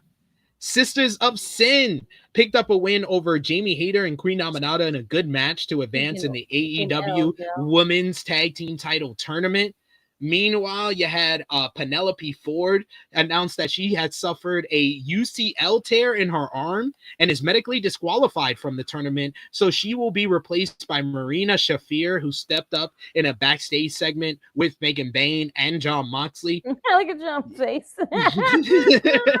Mercedes Moné attacked Chris Statlander backstage, but the AEW Women's World Champion fought back until Athena appeared to attack Statlander from behind to help her new tag team partner. However, Willow Nightingale and Harley Cameron made the save for Stat. The Don Callis family had a summit featuring the group letting the fans know the who, what, and why of their faction before, and including this beautiful portrait that they presented to Don. Before Konosuke Takeshita interrupted the festivities after Callis tried to say that he wasn't there. This led to Callis trying to play peacemaker between Takeshita and Kazuchika Okada until he finally convinced the Alpha to shake his stablemate's hand. But Okada instead flipped off Takeshita, pissing him off even more. This led to Callis announcing that they will team on tonight's AEW Fright Night Collision. And finally, FTR defeated Jet Speed, Jurassic Express, and the Young Bucks in a spectacular four-way matchup to become the new number one contenders for Brodito's AEW World Tag Team Championships at Full Gear. Josh, we'll start with you. Any thoughts on this week's Dynamite? Honestly, it was a fun episode. I really enjoyed. I enjoyed it a little bit more than I did last week. Same. That freaking that fucking tag match. Holy shit! Like that was, man. You're talking about some. Man, tag team wrestling seems like it's back in the AEW. I'm happy to see, man. That match was really great. You know, them announcing the men's blood and guts match, I kind of knew that was gonna happen, but I'm kind of glad that now it's like confirmed. Like, all right, we're getting blood and guts. I do feel like they have the right people in it. Darby, Mox, you know, Orange. It's gonna be interesting to see what Orange does. Somebody like Orange in that kind of match. It'll be interesting to see what he does. Mark, you know, he's gonna be batshit crazy. He's gonna do something crazy in that match. So I think they got the right pieces of people in that matchup. As far as the last segment, man, that fucking Hangman Page being Tony Schiavone. Oh man, the way that that slow build up to that, I thought it was worth it. It was great. Like that was great shit because I did not expect that. The camera, I also, you know, props to the camera crew too. Like they played it very well. Whereas like you had, and then once they were revealed, it was like, oh shit, like. But the voiceover thing was kind of funny, like how yes, it was Tony's voice, and then that it was. I thought that was smartly, like that was really great stuff. Like seeing that, I was like really surprised with from AEW itself, because they usually get like production stuff a little bit wrong, honestly. But the fact that they were able to like kind of mask it, I thought they did a great job with that. But overall, honestly, I thought it was a great great episode of Dynamite. Really, I really enjoyed it compared to last week. Producer said top 3 Dynamite of this year. I said top 5 on social media. Krssi, what did you think? First of all, like you said, props to the cameraman and the people that got the same costume. It was the hair for me for when he was revealed as Tony Schiavone. I was like, oh, that was terrible. It was the fat suit for me. It was it was like this man's wearing a fat suit. But it was like spot on. I was like, for whoever idea that was, I was like, that's genius. Like, and they was just, I was like, why did they just showing Joe and like, just laughing? And then I was like, once they panned out, and I was like, oh, and like they did the voiceover, it was really, really done very well. Joe was also great too. His face reactions to like what was being said, I thought he played it off great too. He was like. Joe did some good work too. I like them as heels. They're so much better as heels. Yeah. The options make more sense. The options make so much more sense as heels. It's really, really good. So again, I thought the episode was really, really good. We need to do a little bit more better with the ladies, but hey, here we go. The women's blood and guts build is disgusting. It's disgusting that in the first challenge for the men's blood and guts, we know all the participants. Yet they announced the women's blood and guts a month ago, and we don't have an idea of half the field. I know maybe 5. That's about it. I only know 5 people. That's about it. And it's not even the same team. It's from 5 combined, 5 total. I also wanted to add to the Penelope Ford injury. Very unfortunate. UCL tear. That's not a good injury to have. So what people don't know, UCL tears, when pitchers in baseball get it, that's considered Tommy John surgery. That's a year and a half out. Like in baseball. This all this right here? No, it's an elbow. It's like UCL. It's like your forearm. It's like your forearm, elbow area. So in baseball, when that happens, it's Tommy John surgery. For pitchers, that's about a year and a half for pitchers because they gotta, the rehab and the work is different. She's gonna come back a lot sooner, but it's very unfortunate timing. But I think the pairing Marina Shafir and Megan Bain, that's kind of a badass pairing to say the least. You need it, yeah. Very well done. Very well done there. Mr. Towns saying Don Callis looks like a street level MCU villain with his family. He looks like a skinny Kingpin. He's a skinny Kingpin. He's a skinny Kingpin with the Legion of Doom.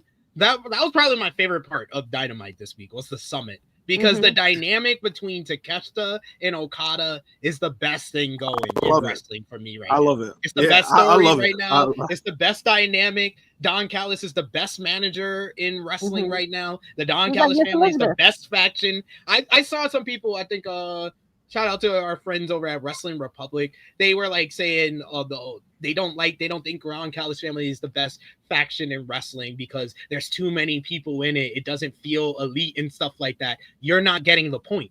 Yeah. The point is, this is like an agency. This is like a basketball team. This is a football team. This is a baseball team. Yeah. This is them building a team. This is very similar to the Heenan family and how Heenan surrounded himself around all the different villains in the company to take down Hulk Hogan. Don Callis has 2 Hulk Hogans because he's got Kenny Omega and he's got Will Ospreay. He could do that all the time with these guys. Like, I think that the dynamic works. Don Callis has been used as like a booking crutch for Tony Khan for a majority of the year. Like, people tend to forget how important was the Don Callis family to the build and the Revolution pay-per-view earlier this year with Ospreay, Fletcher cage match, and Omega versus Takeshita. They played a crucial role in the Owen Hart Cup tournament, being the heels to counterbalance the top baby faces of Hangman Adam Page and Will Ospreay. They played another crucial role at All In the mid card, where they would always be used in multi-man matches on the build to that show. And then you had Fletcher feuding with Cole over the TNT Championship and had the rest of the guys that were involved in the Casino Gauntlet. And then they've even increased their like a usage coming out of All In, because they were Don Callis was such an important factor to building and making this version of Okada and Omega work for them in AEW, letting the fans know that it was going to be different from the NJPW rivalry, and also giving us a different dynamic where Okada was the heel instead of Omega, and Omega was the babyface. I think that he was so important to the build to that matchup and All In, and then coming out of All In, they've taken an even bigger role where this Okada and Takeshita rivalry has kind of sprouted out and become the best thing in the company. So Don Callis family, put some respect on their name. They've been so important to this company in 2025. Yeah, man. But you know, with those paintings, man, Don. I mean, why is man always naked? He's always butt ass naked. It's just like, man, that's like the point of it. That's what makes it so cringy. Not saying it, but that's what makes it funny. But it's like, damn, bro, this man is always naked in his damn painting. And then he has like his arms out, like he's supposed to be like an angel, or he's like God. And then he has like something that like goes around the table or goes around the frame of everyone. It's whoever makes these paintings is genius. Yeah, but it also works because it's Don Callis himself. Right. I think people forget. People forget too with Don Callis, like what he's meant to wrestling in general, where, you know, he's had so many titles within wrestling. You know, ECW, he had that character that people were pissed off about because he was like the network giving pushback to ECW on live TV. And then, you know, the stuff that he did with Impact, you know, he had a high job in Impact. And then once he comes over to AEW, he's a character, he's a manager. There's a lot of hats that he's filled in, and I think he's done not only like he's done very well wherever role he's been in, but like it always works. Like he finds a way to make it work, and I think a lot of credit does go to Don Callis because it works because of him. Mm-hmm. Yeah, most definitely. Oh yeah, shout out to Brian Danielson, who was Hechicero for Halloween. Yeah, that was great. Oh yeah, but he was sitting at the table, right? I was like, yeah. They just randomly like show us in the middle of the show he's Hechicero. They didn't even show us at the beginning, so it just came off as a shock. Yes. We do have a super chat donation here from our main man Chuck Berries. Thank you so much, Chuck Berries, for the support. He says, and that's a big super chat, so we thank you very much, Chuck Berries. Right. He says, I'm still not getting the placement or overall plan for Willow Nightingale when it comes to her and Statlander. Really want to get behind Willow since the ship has sailed on Bailey. Any thoughts, folks? I think that they are keeping Willow Nightingale relatively in a prominent role by putting her into the women's tag team tournament with her and Harley, and also getting her kind of through Harley into the program between Chris Statlander and Mercedes Moné. I think that if they maintain just keeping her at this level, which they kind of have for the past like 6 months or so by putting her into the Death Riders rivalry and stuff like that, I feel confident right now. I can't say very confident, but confident Willow Nightingale will be the person who dethrones Chris Statlander for the AEW Women's World Championship. Yeah, and I feel like I feel like that has to be the move. And you know, the way they're doing it, you know, it's very subtle where it's like they're still in the program, like they're still seen face to face, they're still seen like because even on Wednesday, like she helped saved, but it was more of like her and Harley, and she really didn't even interact with Chris. No. So there's still like a subtle movement when it comes to that. And I think you know, I don't mind it too much. I know obviously I know people want Willow to get that big moment. They want to see more, which I'm in the same boat with Willow on a personal level because I've worked with her before. But you know, sometimes I don't want to use that fucking term, let it play out, because I think that gets overused. Yeah. But I do feel like she's fine at the moment. Yeah. I want more for Willow Nightingale always. So I understand where you're coming from, Chuck Berries, but I'm gonna be cautiously optimistic.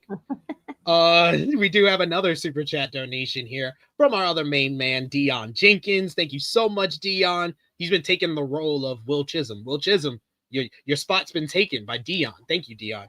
Dion says they need to ramp up the build to the women's blood and guts. I can't get like more upset about that. Like it's it's egregious the fact that they haven't been spending these weeks of like, we should be seeing Jamie Hayter go up to Chris Statlander and Willow Nightingale and be like, hey, can you be on my team in Blood and Guts? They should have been using the weeks since the announcement to fill out this, to tell a story of these two teams filling out their teams. It feels like it's just going to haphazardly be announced on next week's show. Yeah, that fucking sucks. I mean, it does suck because, you know, obviously this is kind of a match that we've been wanting to see. Blood and Guts for the women, and I felt like the way they did it at first, like when it was first announced, I felt like it was good, where it was like, all right, it didn't feel forced, it didn't feel, you know, like, all right, here, damn, have the match. But then now it was like, all right, we got that moment, but then it's like, okay, so where's everybody else? Or what? Who's gonna be in the match? Like, what's up? Yeah, and we haven't got any answers whatsoever, so it's embarrassing. Yes. That's my biggest criticism for AEW currently. The latest Vital Select what happened? Yeah. No, it says valid. The latest Fightful Select Answers Q&A has an update regarding the ongoing situation with former WWE superstar Andrade El Idolo. As previously noted, Andrade was fired by WWE earlier this year, leading to Andrade making his AEW return at the 6th anniversary show. However, AEW was later forced to pull Andrade from television after receiving a cease and desist order from WWE. It's also reported that Andrade is now subject to a 1-year non-compete period, with WWE after being fired with cause due to failing multiple wellness policy drug tests. In another bizarre development, PW Insider reported that there's a belief in Lucha Libre circles that WWE could be using the 1-year non-compete period as leverage against Andrade as a way to persuade him to return to WWE. There's no confirmation of the rumor from within WWE, but the belief was said to be circulating in Mexico. According to the Fightful Select Q&A update, WWE had no intent of using Andrade again when he was fired from the company in September. Additionally, despite the rumor of WWE attempting to use the non-compete clause to leverage Andrade for a WWE return, Sean Ross Sapp notes that he's heard from sources in WWE that the company has no plans whatsoever to use Andrade at the moment. Andrade El Idolo is currently being advertised for a big-time wrestling show scheduled for November 1st.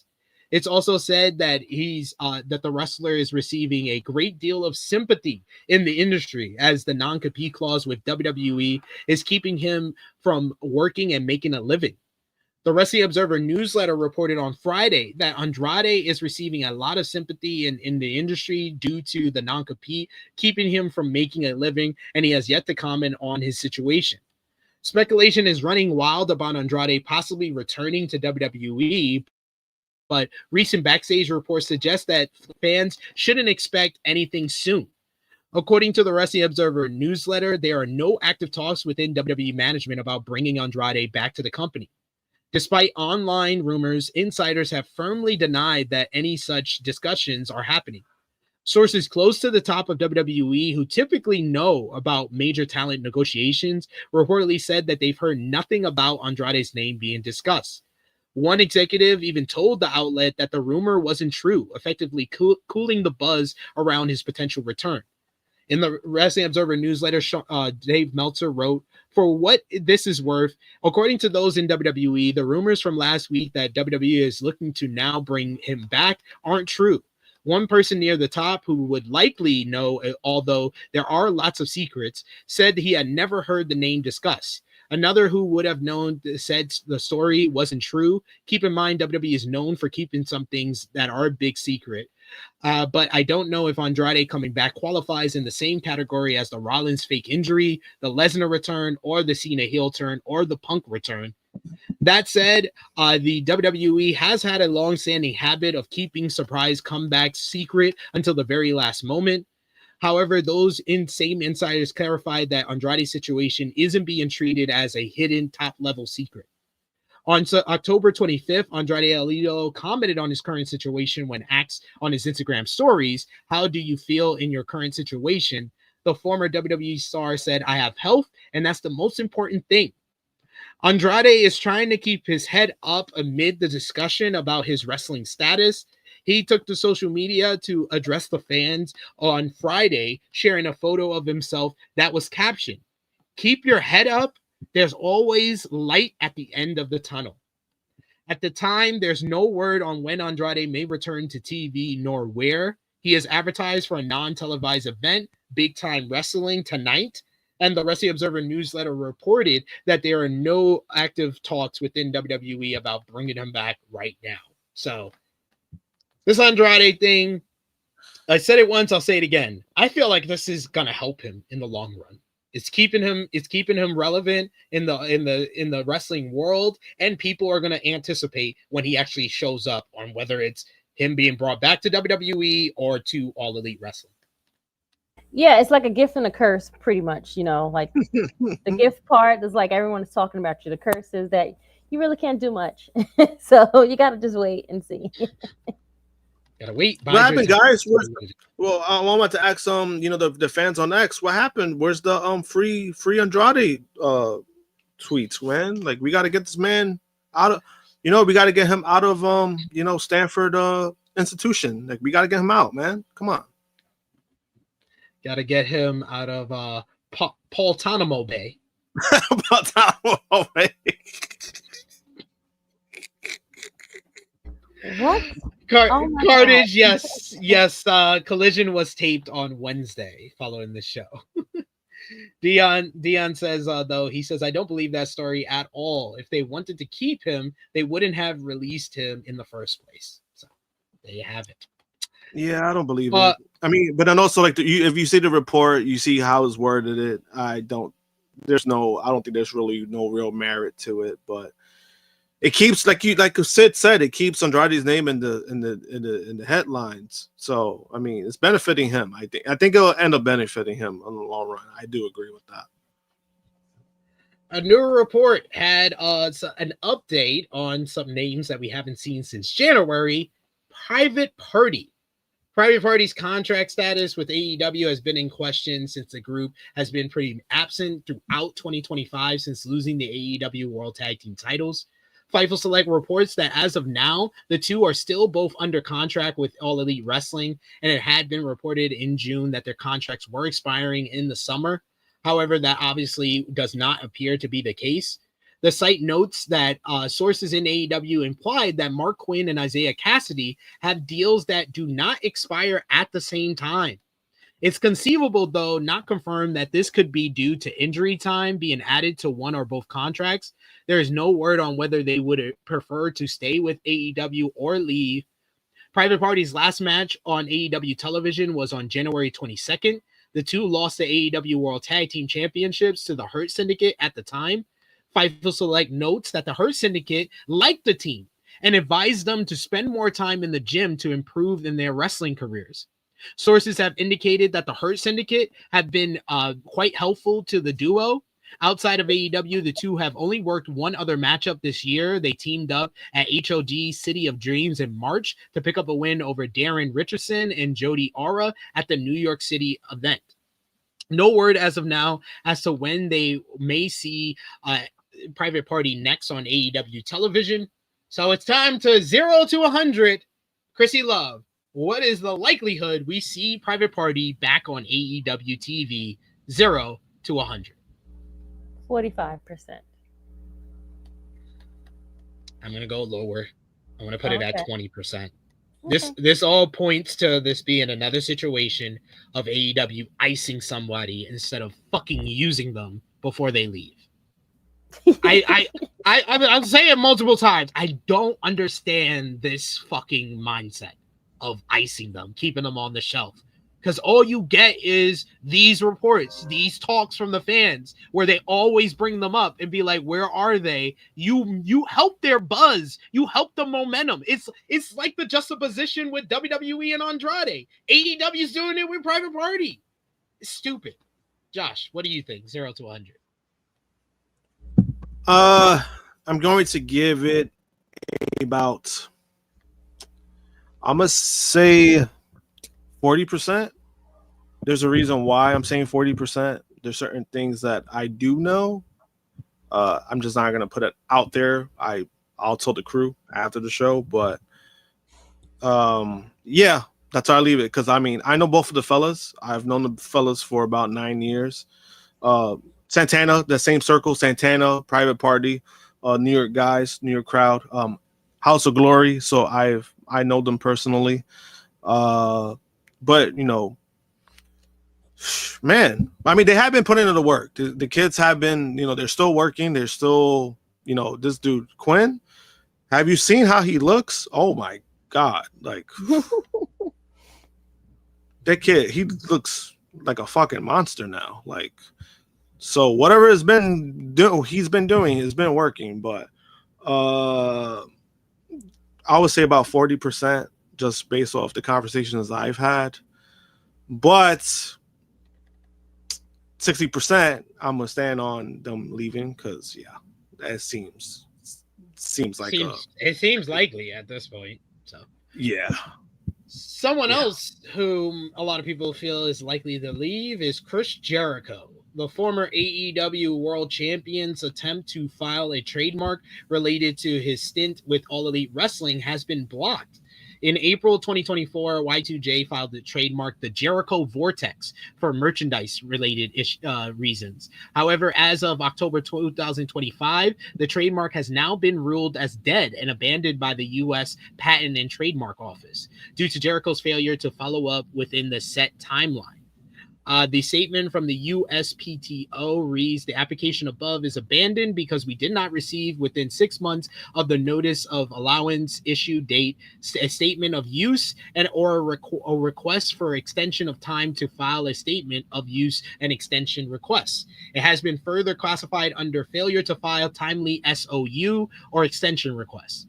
The latest update adds fuel to the speculation that Chris Jericho may be returning to World Wrestling Entertainment following his AEW contract expiring later this year.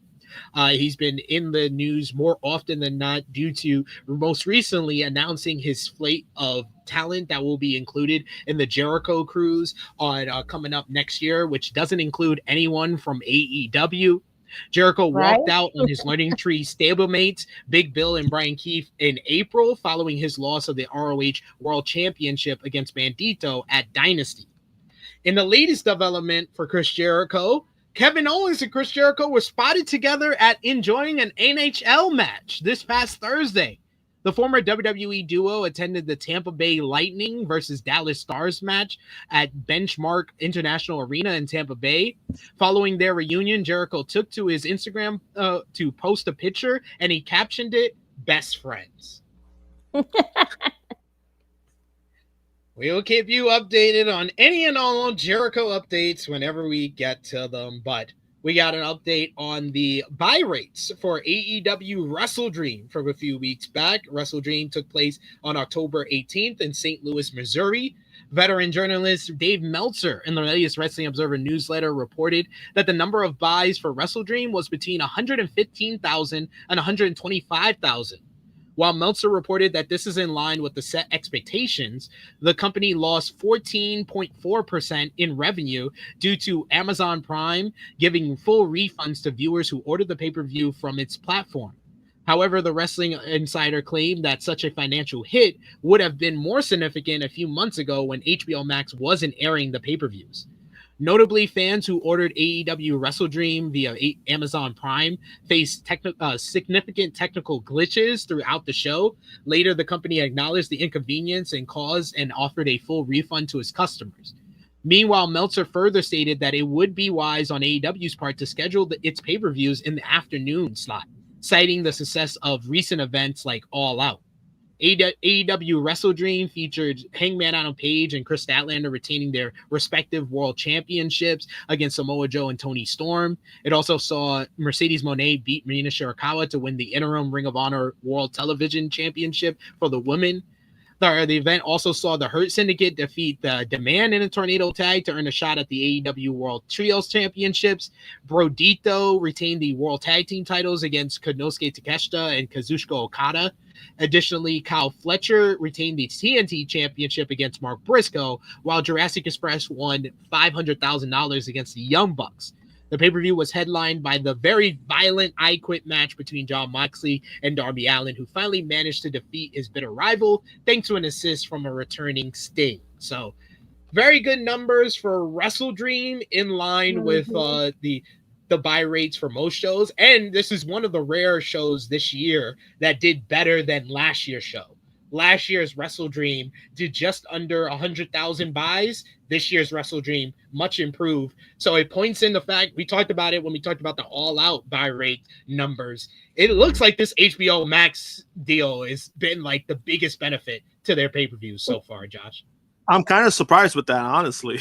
I'm not gonna lie, because the HBO Max, people wanted it, but then I think the idea, because we saw it in the chat, not this chat, our private chat, where somebody did complain about that. They're like, well, I'm paying like $70, because I'm paying for a subscription, and now I gotta pay $40 more for HBO to order it on HBO Max. And guess what? Both times that person paid for it. So it's like, you know what I mean? Just complaining to complain at this point. Just complaining to complain.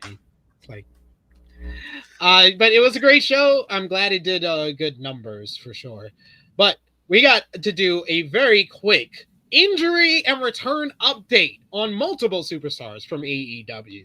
First, you got Hologram.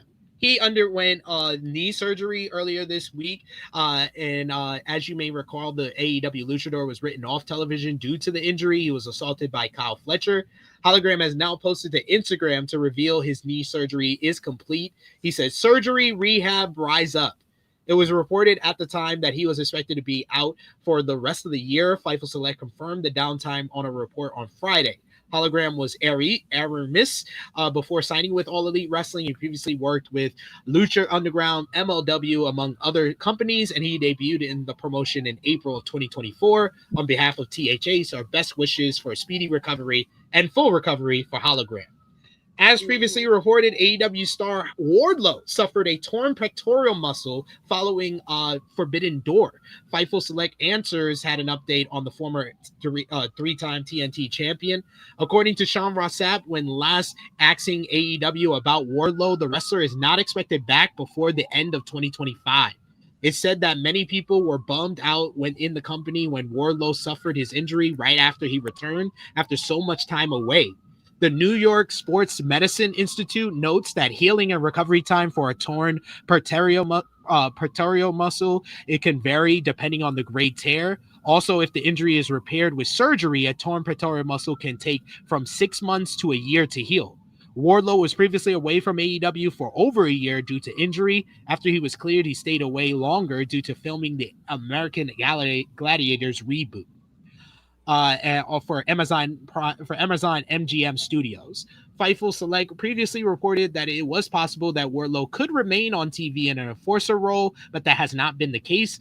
Additionally, it was rumored that Wardlow's injury affected creative plans for AEW as he was penciled in to face a Hangman Adam Page for the AEW World title at All Out, but that match went to Kyle Fletcher instead. It's unknown when Wardlow will be able to return to the ring in AEW. As previously reported, Thunder Rosa was said to be out of action to an injury in July. She last competed at AEW All in Texas in July. Thunder Rosa recently discussed when she might be making her in-ring return when she talked to the Midnight Movie Trash podcast at Big Texas Comic-Con. Thunder Rosa reveals she's still in the process of rehabbing multiple injuries. However, she's expected to return to the ring fairly soon. She said, right now, I'm just focusing on continuing any rehab for injuries and that I just had a couple of months. I have really good news. Everything is going really well. So I'm expecting to return to the ring fairly soon. Thunder Rosa last competed in the Women's Casino Gauntlet at AEW All in Texas. She previously faced a reigning Ring of Honor Women's World Champion, Athena, who won that Casino Gauntlet. She faced her at Ring of Honor, Supercard of Honor the night prior. Former AEW Women's World Champion Nyla Rose hasn't wrestled on AEW television this year. Fightful Select Answers Q&A had an update on her status. According to Sean Ross Sapp, Nyla Rose isn't injured and she reportedly hasn't been brought up creatively either. Sapp also notes that he's unclear why she's not being used, which appears to be a common occurrence for wrestlers in AEW who will disappear from TV and not get used for months at a time despite not being injured. She has worked some select indie dates and the Jericho Cruise this year. She also wrestled last weekend at the MPX, Who Runs the World Show 2 in Bedford, Texas, and she beat Charity King. So, few updates on a few stars who are missing from AEW. We gave you the update on Swerve last week, so we got a couple of names that should be returning in the coming weeks and months for All Elite Wrestling. But final news piece is an update on Warner Brothers Discovery's putting themselves up for sale that we talked about last week. Much of the talk has been about Paramount making an offer, yet according to a new Deadline story, Netflix is looking at the possibility of making a bid as well. They've reportedly retained the services of financial advisor firm Moelis and Company and Co. To evaluate a potential offer for Warner Brothers streaming and studio business, following his work advising Skydance Media on his Paramount Global bid, granting Netflix access to WBD's necessary financial details. Netflix has been steadfast in regards to maintaining that they don't really see theatrical distribution as part of their model, beyond promoting their films during award season and the like. So any possible move to acquire a major theatrical distributor is new for them. Netflix also distributes WWE programming globally, while AEW airs on WBD, Turner Networks, and HBO Max platform. Don't expect a situation like Disney buying Fox and therefore making X-Men versus Avengers movies, though. The companies merely distribute wrestling programming and don't own it. In all likelihood, any potential merger would be to WWE's benefit as the more lucrative brand, and AEW's loss, like back when TNN, remember them, acquired WWE programming and kicked ECW to the curb. Can Netflix afford a company that rejected Paramount's offers? And will we have to see? We'll have to see. As in wrestling, anything is possible. But man, this would be horrible news for AEW if Netflix bought WBD. That's the worst possible option for anything for AEW. They would be done. That'd be the end of AEW on WBD. It would be, and they don't need any of that right now. At all. Not with the ratings looking how they looking. No. They don't need that at all. Got a couple of comments to highlight here. We got Ryan. Let's see. Yeah, Ryan Armstrong has new name in the chat. He says, just allow Private Party to go to WWE and have them feud with Street Profits, and then have Street Profits versus Private Party versus New Day at WrestleMania.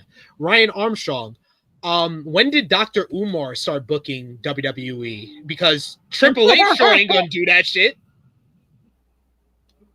Fuck out of here. The guy who don't see color gonna pit 3 black teams against each other at WrestleMania? Are you smoking? Ooh-wee. Pass the blunt this way. Shit, I want that shit too. Make you delusional. You see, this is why I blame the fans earlier. You see that? You see that shit? Like, you see that shit? That's why I blame the fans earlier. It's true. Very true. ROH TV on HonorClub this week. The show featured Masquerade Dorada and Commander picking up a win over the Swirl in a very good main event. Yet Lee Moriarty defeated Alex Zane in an ROH Pure Rules Proving Ground matchup. Premier Athletes picked up a win over Grizzled Young Vets and Isla Dawn in a pretty decent mixed trios matchup. Dalton Castle and the Outrunners picked up another win in trios action, while Billy Stark scored a win over Aaliyah James.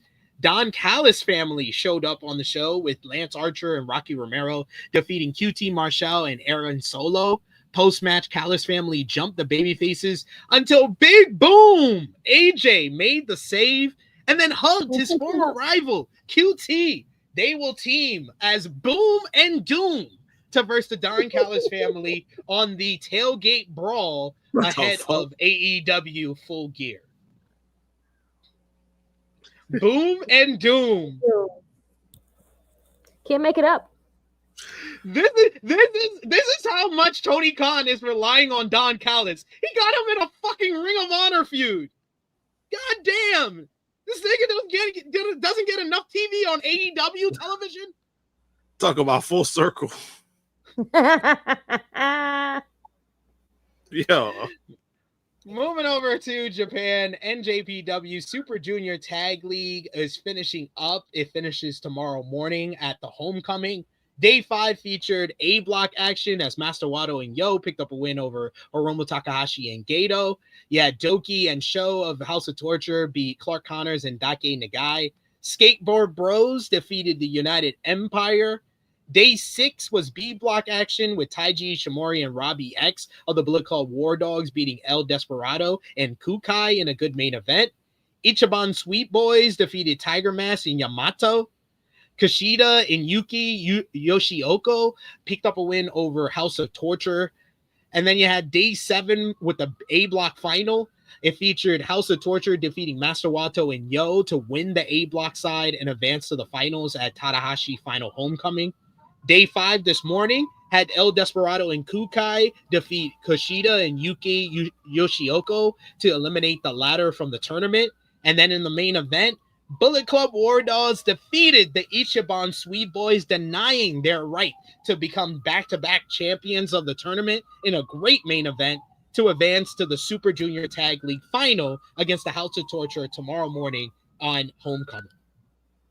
Several big matches for NJPW Wrestle Kingdom 20 are expected to be announced early this coming week. The show is set for January 4th and will have Tanahashi's final matchup. It was noted on Wrestling Observer Radio that Sunday's final homecoming show is the final major event before Wrestle Kingdom. As a result, some of the key matches should be revealed between Sunday and Tuesday. There's been some speculation about Shinsuke Nakamura being Tanahashi's final opponent. It was reported earlier this month that he has been discussed within NJPW, but Nakamura's contract with WWE would see that WWE have to approve that, and there are questions as to whether that could happen due to NJPW's relationship with AEW. Dave Meltzer noted that Nakamura has been mentioned a lot, and there's a lot of political moving and political stuff around about that possibility. Beyond Tanahashi's final matchup, you also have Aaron Wolf in-ring debut against Evil is set for the show, and it would take place at the Tokyo Dome, and it airs live on January 4th next year in 2026. So, suspect some Wrestle Kingdom matches to be made at tomorrow morning's show, but we've made it to the end of what we missed and made it to Krssi Love's other favorite time of the show, best and worst of the week, moment of the week, and match of the week. Krssi, we'll start with you. What was the best and worst from this past week?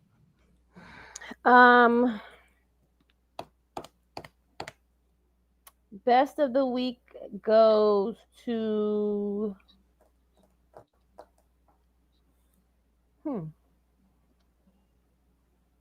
I give you my worst. My worst goes to Paul Levesque, thinking that he's not the reason for anything that's happening in this like shit show of a thing that they're doing for 42. Yeah. Yep, that sounds good. Best. That's all you got? I don't know if I have a best this week. Gotta think about it. You can think about it. Josh, what's your best and worst of the week? Best this week is I'm gonna have to go with best of the week. I might have to go with Io for that matchup that she had in Japan. Props to her for that. No, she has. No, I have my moment of the week. I have my moment of the week too. So yeah. No, but worst of the week is that WWE WrestleMania ad. That's the worst of the week. Gotta be. Yeah, my worst of the week is a combo. I gave it to the WrestleMania 40 promo as well as LA Knight. And then them dropping the ball on LA Knight, yeah. Best of the week, I just made a general women's wrestling. women's wrestling, wrestling was yeah. on point this week across the board. That's true. Across all the promotions. Despite the booking issues with AEW, the women went out there and had a really good tag team matchup. They did. So the women is still delivering even in AEW despite their booking issues. So I got to give it to the women. True. That's fair.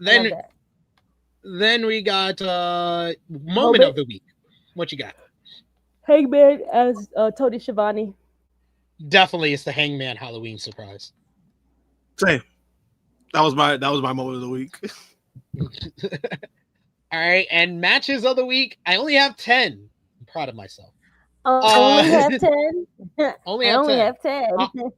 Honorable mentions to JD McDonough and Sheamus from Raw, and War Dogs versus Ichiban Sweet Boys from this morning's New Japan show. Number 10, Jon Moxley versus Kyle O'Reilly from Fright Night Dynamite. Number 9, Darby Allin and Orange Cassidy versus the Death Riders from Fright Night Dynamite.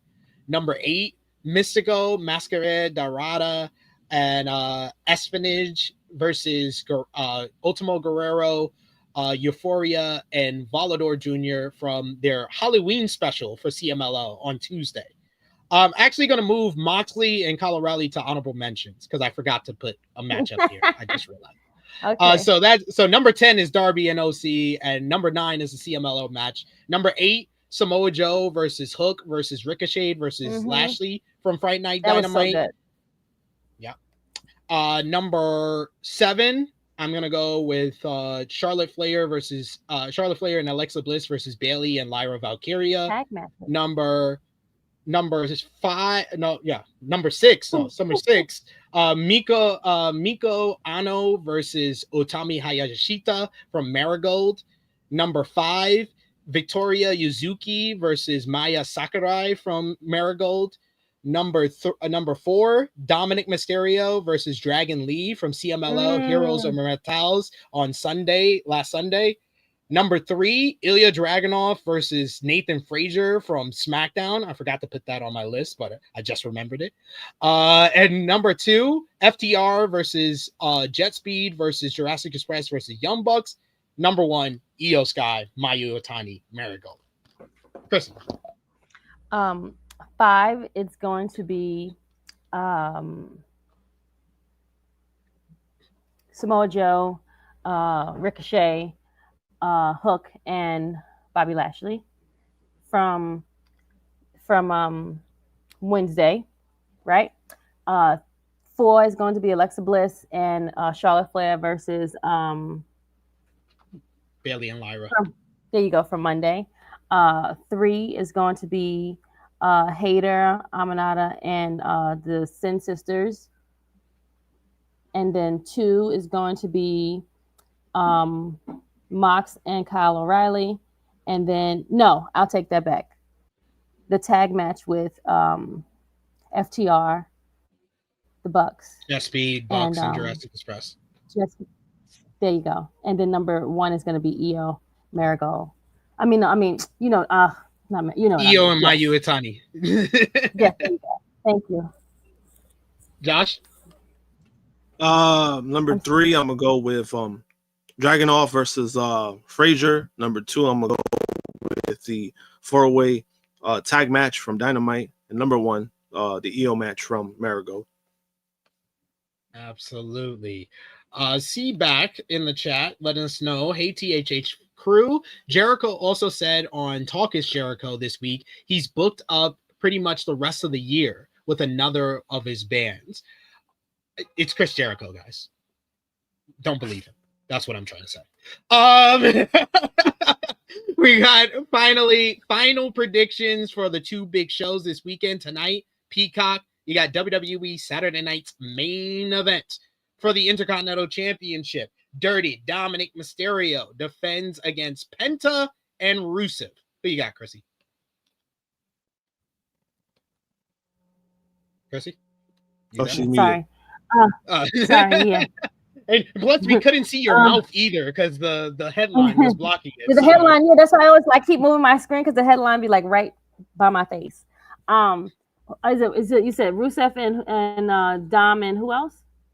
Penta. Oh, Dom is retaining. Josh?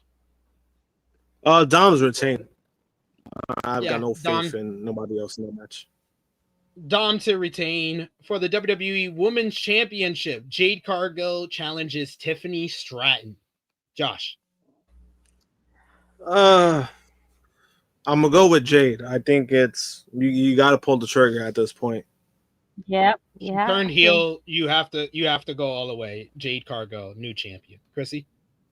You might as well. Don't do it for no reason. Jade. Tiffany's had him long enough now. It's time to go. For the undisputed WWE Championship, the American Nightmare, Cody Rhodes defends against Drew McIntyre. Krssi.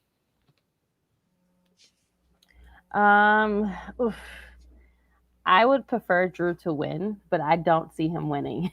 Something is going to happen where they're going to alter this, and yeah. But I got Drew winning. Not the championship, though, like by like DQ, something. DQ? Worst. No. Josh? I got Cody for the win. I'm not saying that with, oh yeah, this is my QB1. No. It's just it's become too obvious at this point. Right. Yeah, Cody retains. For the World Heavyweight Champion, a new champion will guarantee to be crowned tonight. CM Punk versus Jey Uso. Krssi. If you don't put this on CM Punk, like, I don't know what you guys are going to do right now. Like, you have to at this point in the game. Josh? I'm going to go with Musty Phil. Musty Phil is the easy option. Fuck the easy option. Jey Uso turns heel. He wins the world championship. Fuck that. I'm going with the interesting option. I like that option. I just don't know if they're gonna do it. That's the thing. Neither do I, but I'm still saying it. You're like, fuck it. Like, fuck it.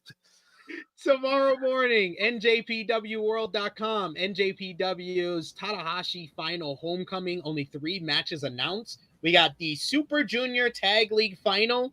House of Torture, Sho, and Doki will face Bullet Club War Dogs, Taiji Ishimori, Robbie X. Krssi, House of Torture, Bullet Club War Dogs. Who wins the tournament? Bullet Club. Josh? I'm going with the War Dogs. I'm going with the War Dogs to win because I refuse to go anything House of Torture wise. Then we got a double main event for Tanahashi's Final Homecoming. At the bottom, you see the Global Heavyweight Championship up for grabs. Yota Tsuji will face the man this event is all about in his hometown, Hiroshi Tanahashi. Krssi, who you got? Tanahashi. I got Tsuji to retain. Josh? Okay. I got Yota Tsuji. And then the big match, the match everybody's looking forward to tomorrow, straight up banger. Spoiler alert, this is going to be easily top 2 for my matches of the week next week.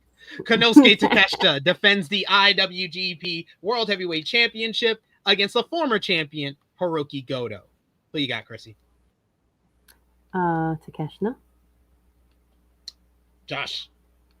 I got Takeshita retaining. I got Takeshita for the win, but I'm so looking forward to that matchup tomorrow morning. Be on the lookout for that. It's going to be on NJPWWorld.com. You got Peacock tonight, WWE Saturday Night's main event. But we've made it to the end of another edition of the Flagship Podcast. I want to thank Josh and Miss Krssi Love as always. Thank you, all of you who joined us live. Thank you if you're watching us on demand. Remember, if you haven't already, drop the thumbs up. Share this video. Subscribe if you are new. We'll start with Miss Krssi Love. Let everybody know where they can follow you on social media and when they shall see you again. Okay, now I gotta move back. Okay, so hey, it's Krssi Love _ Tru Heel Krssi Love, my plain name. SP and I will probably be back to do our Peacemaker review, right, SP? Indeed. Tomorrow, mañana. Josh, so you're up. Let the people know where they can follow you. You can follow me, Jam Punk 321 X and Instagram. Yeah, I'll be back next week. Settle. No dinero. So I'll be back.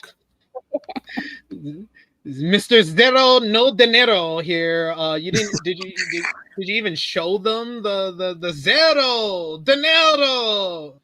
It should be like you putting a zero up and then your wallet. Oh shit! The wallet's somewhere. I got a meme. The meme with the guy that opens his wallet and he goes like that. He goes like, damn. That's me. I have a hole in my wallet or something. But yes, like Krssi Love said, we will be here tomorrow. We got I'll be here in the morning on this channel for our WWE Saturday Night's main event review. I don't know if I'll be solo or not. We'll figure it out with that. But join us over on the Tru Heel Heat Sports and Entertainment YouTube channel immediately after we're done with our Saturday Night's main event review, as me and Miss Krssi Love will be live over there for our Peacemaker final season 2 review, reviewing episodes 6 through 8, and talk about the greatness of 6 through 7, and why 8 ruined the whole season. But yes, join us for that tomorrow. You can follow me on the Twitter machine at Tru Heel SP3. Follow the gang, Facebook, Twitter, Instagram, TikTok at Tru Heel Heat. Patreon.com/Tru Heel Heat. $3 a month gets you exclusive content. The best way to support us when we are not live here. I'll be with you tomorrow, 11:05 a.m. Eastern Time, with our WWE Saturday Night's main event review, 1:05 over on Tru Heel Heat Sports and Entertainment with Miss Krssi Love. For Miss Krssi Love, for the Tru Draw Josh, it is me, your Tru Heel Phenom, SP3. This has been Tru Heel Heat 353, Lull of Mania. We are signing off until next time. Later.